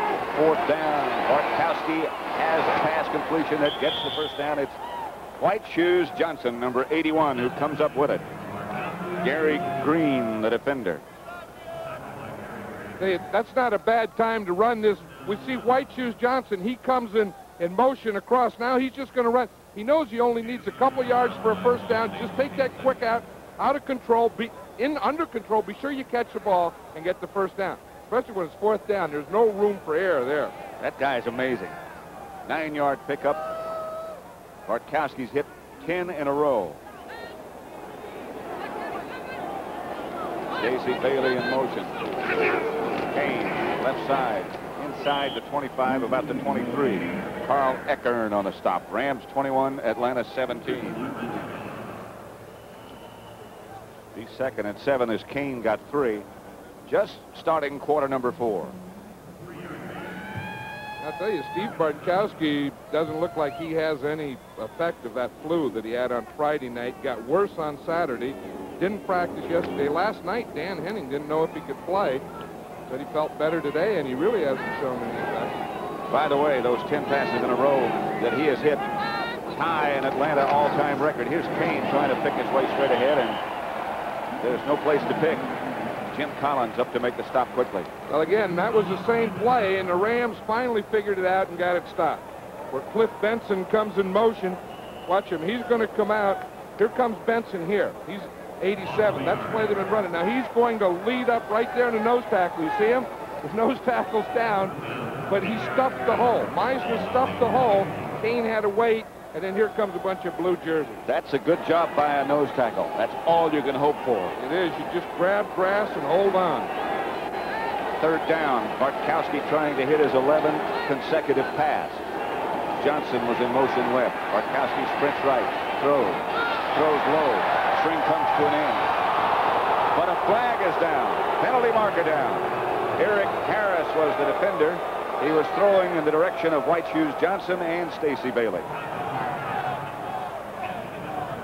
You ever notice on that type of thing, you always see a lot of pointing right after play. The offensive guys point to the defense, the defensive guys point to the offense. This one is against the Rams. Let's see if we can pick it up here. It looked like it was pretty good defense. Bailey, as he started to hook, he fell down. The ball was thrown short. First down. Now, that can't be pass interference. I think that's probably defensive holding somewhere. So that pass won't count against Bartkowski's streak. He's still got 10 in a row. I think the defender was on Bailey before the ball got there. Arthur Cox and Benson moving around.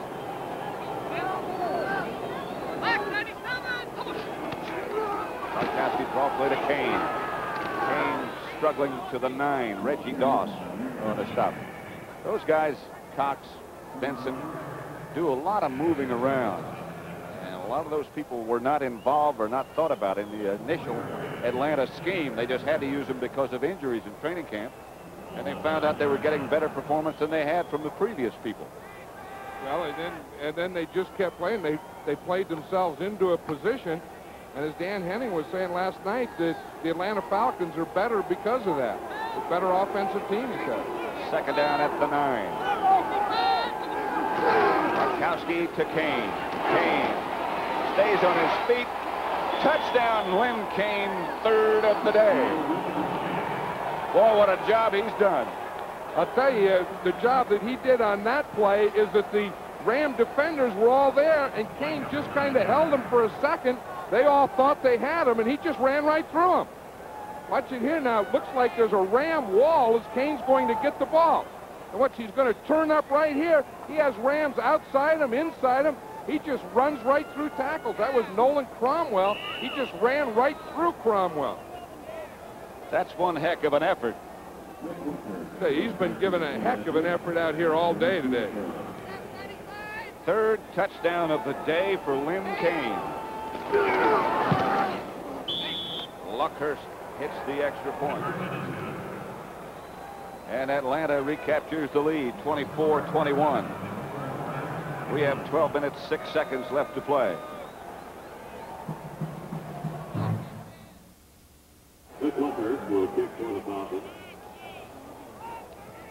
Drew Hill. Pat Summerall and John Madden watching this seesaw battle between the Atlanta Falcons and the Rams. 24-21 it is. The scoring drive by Atlanta. A good one. Barry Redden will field Luckhurst's kick at the 6. Get upfield. Redden hit down at about the 22. Jeff Jackson with a hit.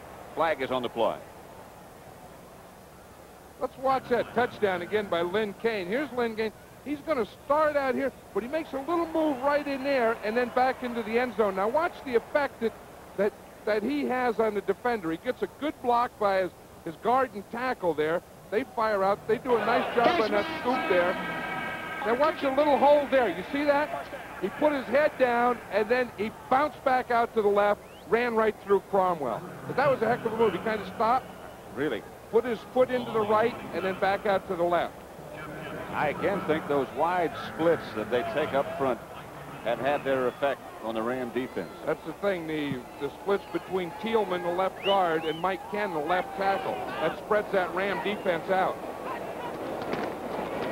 Kemp faces blitz and is hit from behind. Fumbled. Falcons think they have it. The celebration goes on. Kemp never saw Kenny Johnson coming. I'll tell you what happened, Pat. He ran into the referee. I think the referee could have caused the fumble on that play because Kemp hit the referee and was trying to recover, and then the Falcons got him and got the fumble.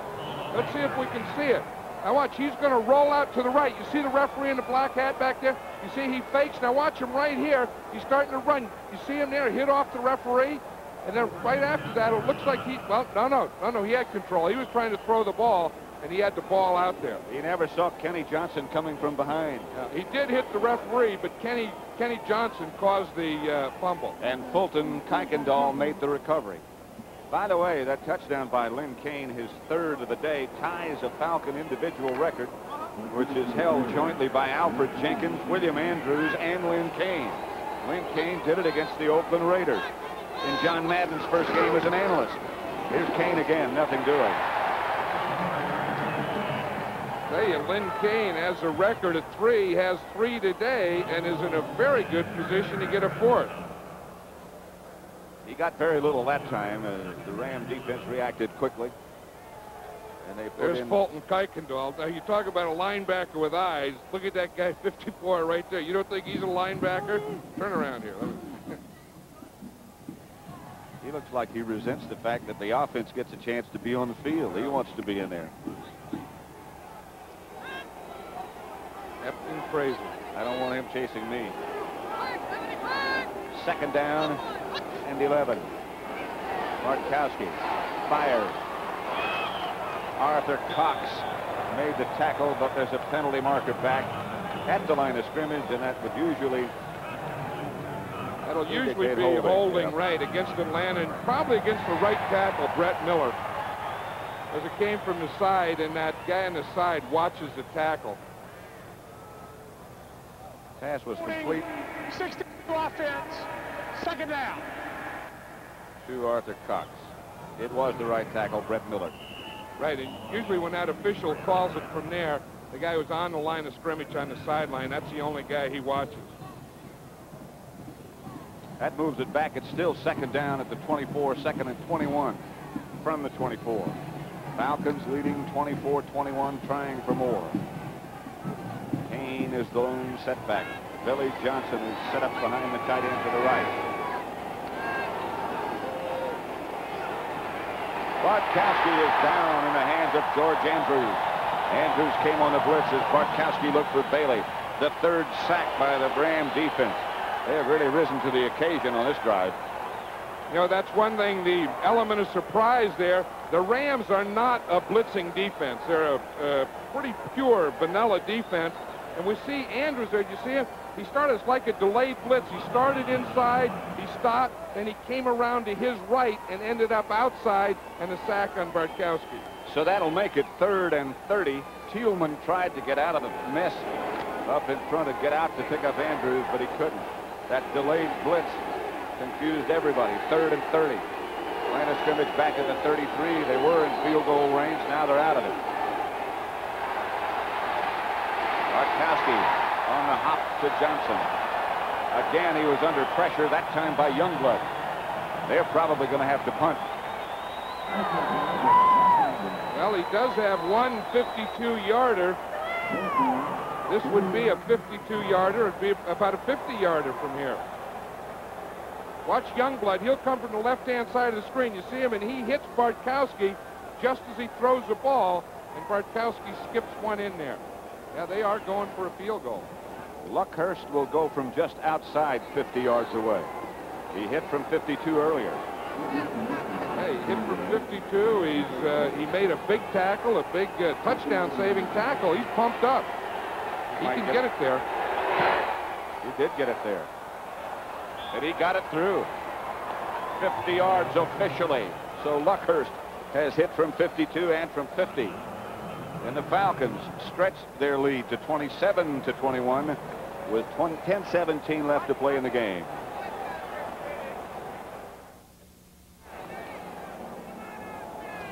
The Falcons got the ball on the fumble, lost 20 yards in 3 plays, wound up settling for a 50-yard field goal.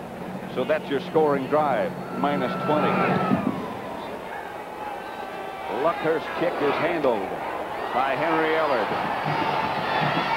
Ellard is chased, gets away from one. He's knocked out of bounds by the Falcons' Al Matthews. Hustling down quickly.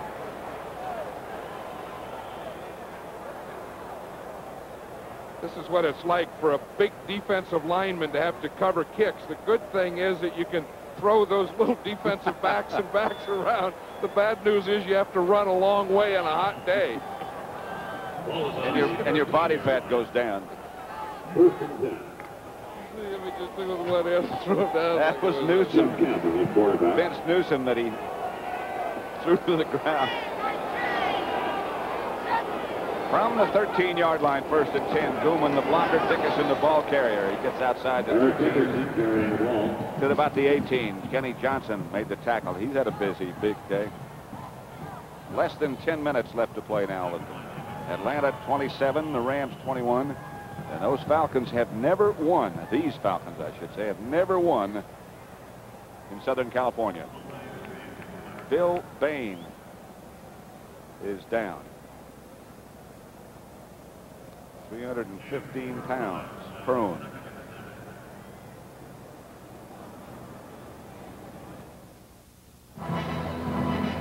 (27-21).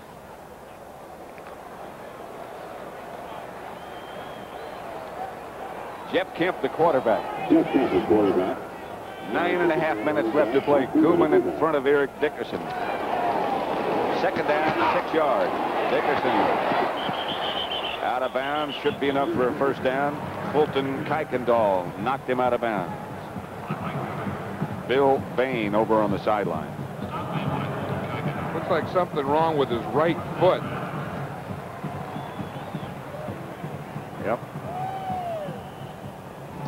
Think about what it's got to support. In fact, his body could sue his feet for non-support. From the 24, Rams have it 1st and 10. Dickerson still alone, setback. Koeman flank to the left. Kemp back to throw. Outside, Dickerson. Dickerson still on his feet. Still on his feet. They finally got him out of bounds, but they never got him down. 17 yards picked up. I think if I were the Rams right now, I think that's what I would do, is just keep getting the ball to Dickerson. I'm sure that he's saying right now, he said, the people here didn't come to see the running back, Lynn Kane. They came to see this running back, me, Eric Dickerson. Make moves like this. Get open.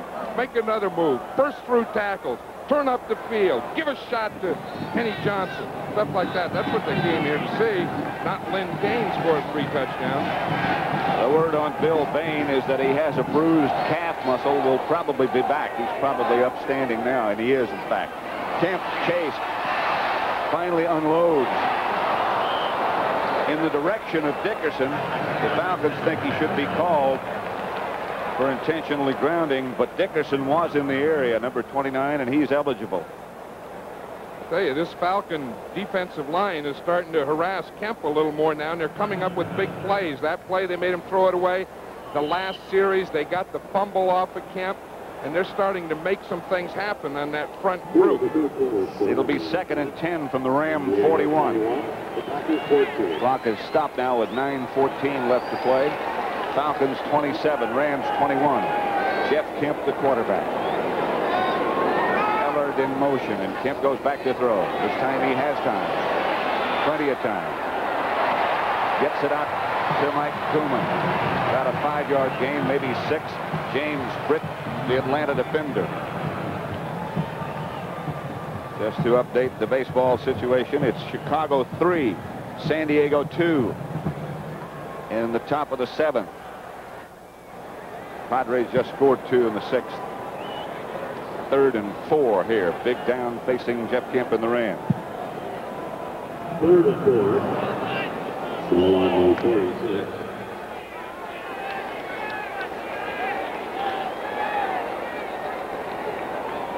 Line of scrimmage is the 47 as Kemp drops.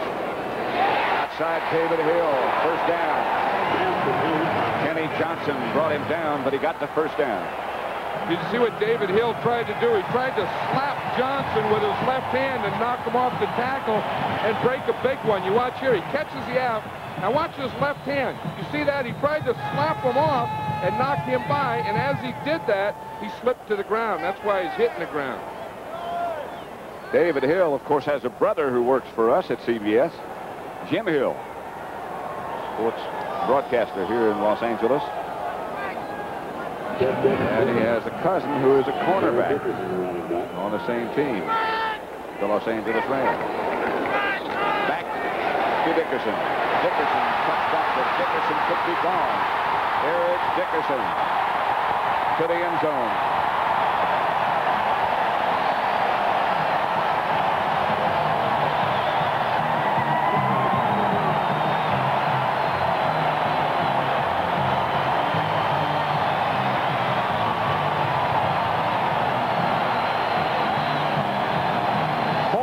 Seven-yard touchdown run by Eric Dickerson. He has 18 carries, has gained 107 yards. He knew it was just a matter of time that he had to do something. That was a heck of a cutback. Started out to the left, cut back, landed half the field.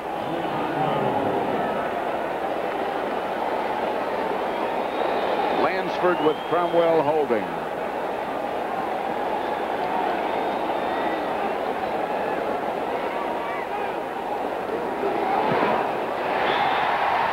And the Rams lead by 1.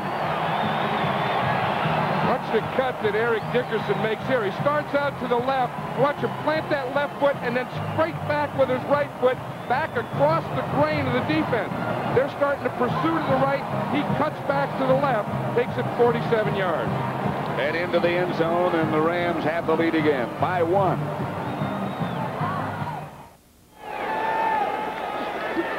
The Rams 28, Atlanta 27. Atlanta led 10-0 at one time. The Rams scored with 3 seconds to go in the first half on a pass from Dills to Ellard. Got themselves back into the game, and since then it's been seesaw. Rodney Tate at the 3. Slipped down at about the 14, 13. That's where the Falcons will take over. Now the job becomes very difficult for the Falcons' offensive line. Pass protection is the name of the game. Eric Dickerson. Boy, you got to be strong, you know, just to carry that bandage. As I said, you have to have good balance just to not tip over. I'll tell you, the whole game boils down to right here. Crowd really coming to life, encouraging the Ram defense. They lead by 1 point. This is the 4th time today that the Falcons have started inside their own 15-yard line. Here's Kane. Kane gets good yardage. He gets about 6. Carl Eckern made the stop. Busy day for Lynn Kane. Atlanta Falcons, their last 6 possessions. They started at their own 9, their own 36. They fumbled a punt. They started at their own 19, their 29, and the Rams 13. They got those results. That's a lot better than they had last week. You know, against the 49ers, they were inside the 20-yard line 5 times, and they only had 1 score, and that was a field goal. 2nd down and 4. Kane got 6. Cox in motion. Bartkowski back to throw. Alfred Jackson had it right there. Jackson was trying to turn around and run before he caught that ball. The Falcons can move the football inside the opponent's 20-yard line. The first 4 games of this year, they scored 9 out of 9 times. The last 20 games, or since Dan Henning has been the head coach, 44 out of 52 times they've been inside the 20. Then last week against San Francisco, they only scored 1 out of 5 times they were inside the 20. They got a safety and a field goal. They have a big 3rd down facing them right here as Bartkowski comes out. Arthur Cox had it knocked away at the last minute. George Andrews back there with him. I'll tell you, the Falcons had to get exactly what they want. They got Cox right, man-to-man on George Andrews. He gets, had the ball been thrown just a little longer, it would have been easier, but Cox had the ball. It was a heck of an effort, though, by number 52, George Andrews. But you're right, Arthur Cox had the ball. I know it, and the throw was right there. Andrews was chasing. He had to chase him about 25 yards before that happened. Picked up a lot of ground. Ralph Giacomo. Henry Ellard. And Leroy Irvin. Back deep. Good kick by Giacomo. Chases Irvin. Juggles it for a minute. Breaks 1 tackle. Gets outside the 33-yard line, and now the burden falls on the Falcon defense. Giacomo, fine kick, 58 yards, 9-yard return, so a net of 49. Tonight on CBS, 60 Minutes begins it. Murder, she wrote. And then, of course, the presidential debates, long awaited. Al Matthews is the injured Atlanta Falcon player. One of their tight ends are H-backs.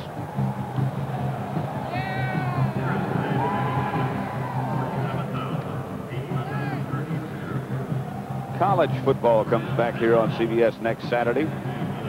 It'll either be Illinois or Ohio State. for Washington against Stanford. That starts at 3:30 Eastern Time here on CBS. Those of you in the West will see Washington, Stanford. Those of you in the East, Illinois, Ohio State. Chance to view Heisman Trophy candidate Keith Byers, who is really something if you haven't seen him. Attendance here today at Anaheim Stadium, 47,832. See if we can figure out what happened to Al Matthews.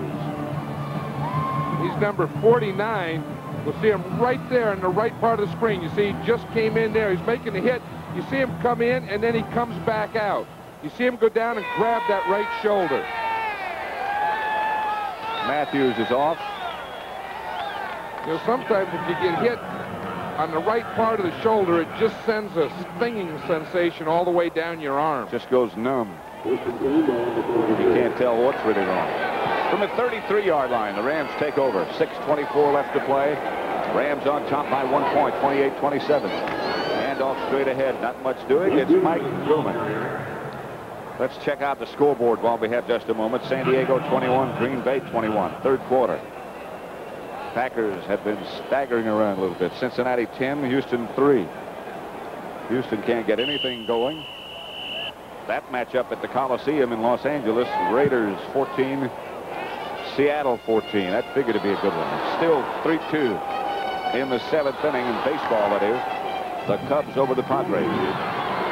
Ball 36. Second and 7. Newman in motion. Kemp back. Time. Looking at David Hill. And just throwing it just out of his reach is Kenny Johnson. Was close by at the scene of action. I think Jeff Kemp thought that he could get that same thing that he did, that little out there to David Hill. And Hill was saying, geez, on that last one, had I not slipped, I would have had a big play. So they probably talked about that and said, let's come back to it again. At that time, Kenny Johnson was right on him. Farmer goes out wide to the left. Otis Grant is the other wide receiver. He split wide to the right. Now,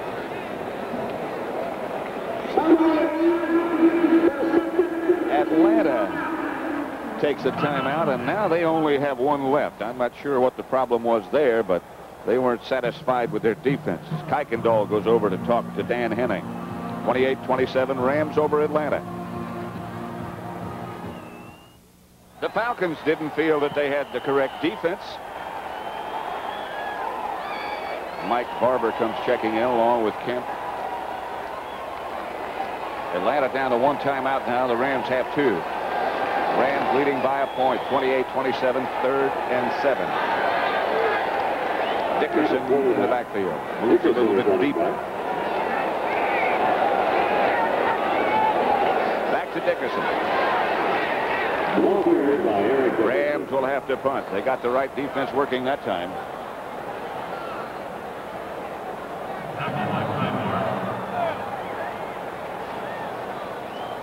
Eric Dickerson just broke that big 47-yarder for a touchdown. That time the Falcon defense was able to contain him as John Robinson looks on as his team holds a 1-point lead. John Misko back to punt.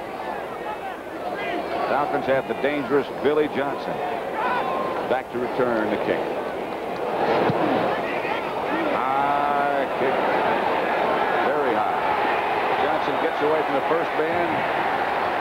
A couple of really good blocks, and now go the penalty markers. Ivory Sully really got popped by somebody. 42-yard punt, 4-yard return, so it's a net of 38. Tom Dooley is the referee. Illegal block. So they'll move Atlanta back. They are certainly capable of striking from any kind of range. Falcons have a man down. Number 53, receiving team, first down. Thomas Benson called for the illegal block. Not sure what the problem is. We'll try to find out. That's Billy Johnson, however, who is down. Final score is Washington 35, Indianapolis 7. Redskins 4-2 now and waiting for Dallas to visit RFK next week. Jets beat Kansas City 17-16. Improved their record to 4-2. Philadelphia beat Buffalo by 10, 27-17. Eagles now 2-4. New England 17-16 over Cleveland. They're 4-2, chasing Miami. Tampa Bay in a high-scoring affair, 35-31 over Minnesota. And the Buccaneers even their record at 3-3. Denver 28, Detroit 7. Broncos playing tough defense. The Bears behind the record-breaking performance of Walter Payton, 20-7 over New Orleans. And the Bears improved their record to 4-2. New Orleans drops to 3-3. Miami 31-7. They remain unbeaten. Dolphins looking stronger every week. That was in Pittsburgh. St. Louis over Dallas as Neil Lomax and Roy Green both had big days. 31-20. Danny White did come into the game at the end of the game for the Cowboys, replacing Gary Hogaboom. Now, next week's games here on CBS. First of all, the Giants will visit Atlanta, and the Rams go to New Orleans. Then the second half of the CBS doubleheader features the Dallas Cowboys against the hated Redskins in Washington at RFK. Both of them now with records of 4-2.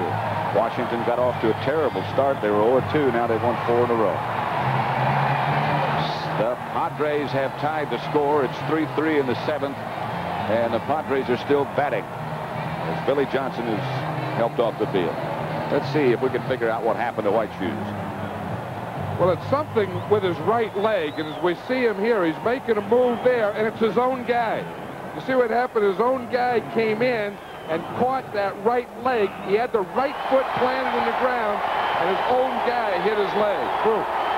There's Rodney Tate, who fell into him. The Padres now have taken a 5-3 lead. Bottom of the 7th. Over the Cubs. Lynn Kane comes out for Atlanta outside the 20 to about the 21-yard line. Nolan Cromwell came up to make the tackle and stop him. You know, here in this situation, only being down by 1 point, 5 minutes to go, that's still plenty of time. There's no reason for the Atlanta Falcon offense to panic here. They don't have to do anything or force anything. They can just play their offense. That's the situation. Clock running at 4.5 minutes left to play. Rams leading by a point. Lynn Kane bounces out. He is close to a first down. He got 6 on the first carry. He may have enough this time for the first down. I think he's going to be just a little short, but what a day Lynn Kane is having. Best day he's ever had. 3 touchdowns already. Gerald Riggs is out, couldn't play today. Of course, they lost William Andrews earlier. But look at the day this guy's had. 30 carries, 133 yards, 3 touchdowns. A career high for Lynn Kane. He still has some more work to do. 3rd and short. He doesn't get back to the line of scrimmage. Jack Youngblood came in to make the stop, and Kane is stopped short of a first down. Now, do you punt or do you go for it? I'll tell you, that was a great play by Jack Youngblood. I think the Falcons are going to go for it. But watch, he takes an inside move on Brett Miller. You see Miller was blocking straight ahead. Jack Youngblood took that quick inside move, and he caught Lynn Kane in the backfield before he could get started. They still need that yard. Kane is still the setback. Bartkowski threw on 3rd and short before. Now it's 4th, and he's going to throw again. Bartkowski has his first down as he throws on 4th and short. It's Stacey Bailey. No, it isn't. It's number 83, Floyd Hodge, who comes up with the catch. I'll tell you, that's the confidence that you have in your quarterback and your throwing game to call this play. It looked like he was trying to hit the tight end in a slant.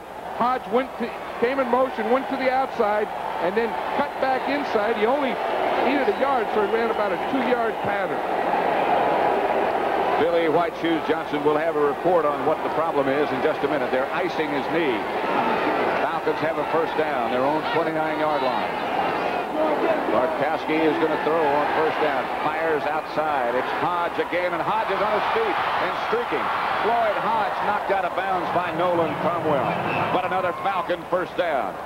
They just need to get in range for Luckhurst, who's hot today. I tell you, these Falcons have some good young wide receivers. They have Bailey, Alfred Jackson. Hodge comes in now, a third-year guy. You know, there's been a lot of slipping on there, but Hodge makes a nice move on that one. Comes back, Gary Green misses him, turns the ball up the field, and darn near tightrope up there, but Nolan Cromwell hit him out of bounds. They move into Ram territory, the Falcons do, at the 45, 1st and 10. Clock running, clock stop now with 2:25. That's Bailey in motion. This is Kane straight ahead, and again he gets about 6. Luckhurst loosening on the sideline. That's the one thing that John Robinson said yesterday he feared most. 2nd down and 4. That's right, which would mean that first down run and a gain of 6 yards. Now here's a guy pumped up. Mick Luckhurst, he's only about, no, not him, not John Robinson, but Mick Luckhurst. He only weighs about 180 pounds, but right now he's pumped up to about 250. Feels like King Kong. Boom! Does rugby, does football, makes tackles, kickboxing.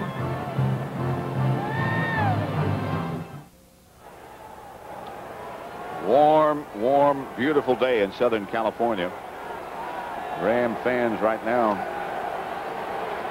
a little settled and a little concerned, and well, they should be. It's 2nd and 5 from the 40. 2 minutes to play. Falcons with 1 timeout, the Rams with 2. Kane the lone setback.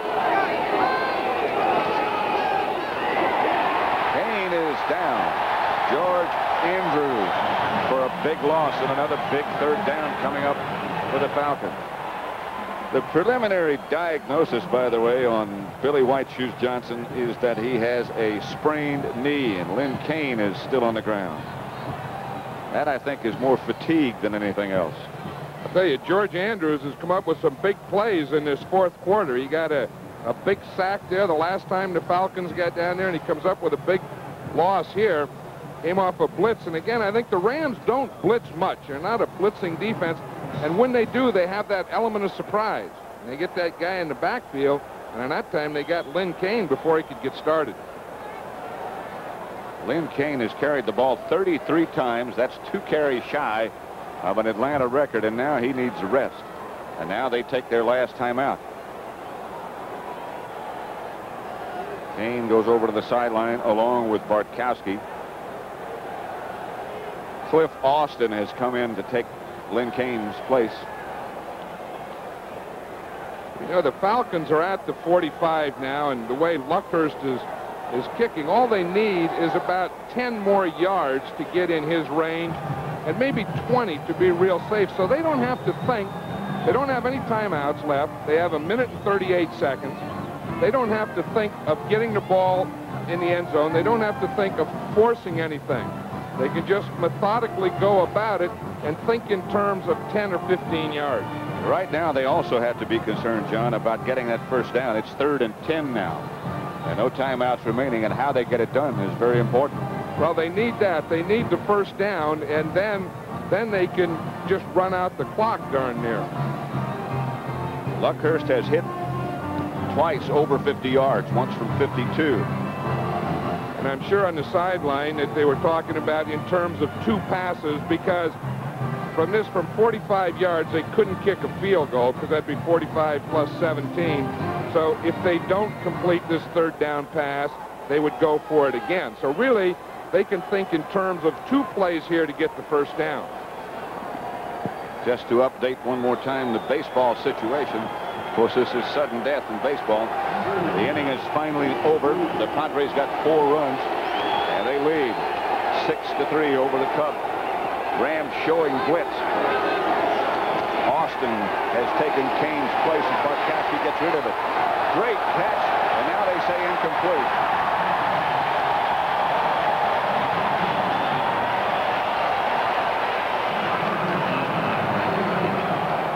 Now, this will be the 3rd time that the Falcons have to go for it on 4th down. The first 2, he was able to throw shorter type passes. But now he's going to have to get the ball up beyond 10 yards. Watch this. I think he gets hit again. Look, watch. Just as he's throwing, so he throws that ball low, and it bounces in there. That was Tim Tyrell who came up with the almost catch. A rookie from Northern Illinois. And here's the play. 4th down. They need 10 from the Ram 45, Bartkowski. Stacey Bailey in motion. Rams put the pressure on. Bartkowski steps up. He has Stacey Bailey wide open and gets the first down. What a clutch pattern and what a clutch throw by Bartkowski. How did Bailey get so open? You know what happens? The Rams were in a zone defense. Now, when you're in a zone defense, you're looking back at the quarterback. You see him looking back at the quarterback, and then you react to the quarterback's eyes. He looks inside. They let Bailey get to the outside. No one saw him out there, and then, boom, Bartkowski gets the ball out to him. Bailey's 7th reception of the day for 158 yards, a minute 28. Plenty of time remaining. And that's pretty good quarterbacking, too. When you have a quarterback in one game 3 times has to make a play on 4th down, and he does it all 3. Check the timeout situation. The Falcons do have 1 remaining. Here is Kane again. Stopped after a pickup of about a yard. They'll be conservative now and leave it all to Luckhurst. Well, you know, with a minute and 15 seconds, I've always liked to take a shot at it first. Don't force it, but take a shot where you go to the end zone. If your guy doesn't get it, it's out of bounds, because that way you have that shot at the touchdown plus the field goal. If you just run out the clock and go to the field goal, that's the only thing you have. And, of course, a guy can miss a field goal. They are about to put the Rams in a situation where they start having to use some of their timeouts. It's Kane again. Over the right side. 35 carries for Lynn Kane. That ties William Andrews.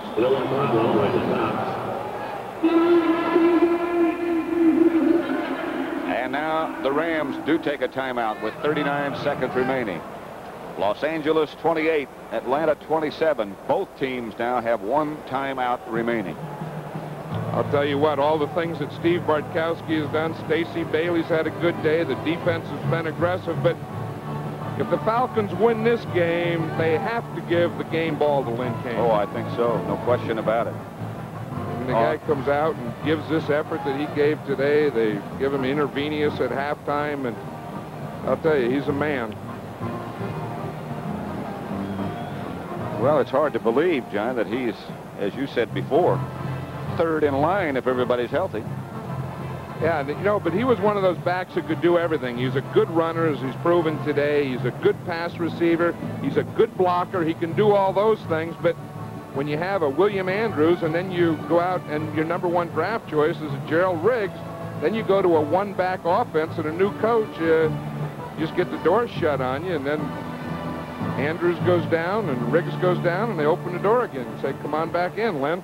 Well, mentally, it's a tough thing to accept. Next week here on CBS, don't forget, Atlanta will entertain the Giants. The Rams will go to New Orleans to entertain the Saints. And then John Madden and I will be at RFK Stadium in Washington for the matchup between the Cowboys and the Redskins, who just really don't care for each other. That's always a battle. That's Hodge in motion. The draw play to Lynn Kane, and Kane barrels down inside the 20. He got a first down for the Falcons. Mel Owens tripped him up, but another good run by Lynn Kane. An all-time Falcon record just set for the number of carries. And the Rams are going to have to take another timeout. Or if they don't, the Falcons will send on Luckhurst. And here he is. I think the Falcons are just going to let the clock run down. No, I guess they're going to kick it without a timeout. 8 seconds all remaining. They better get something done here pretty quick. There's the snap. Luckhurst aim is good. Falcons 30. That's the end of the game. The Rams 28.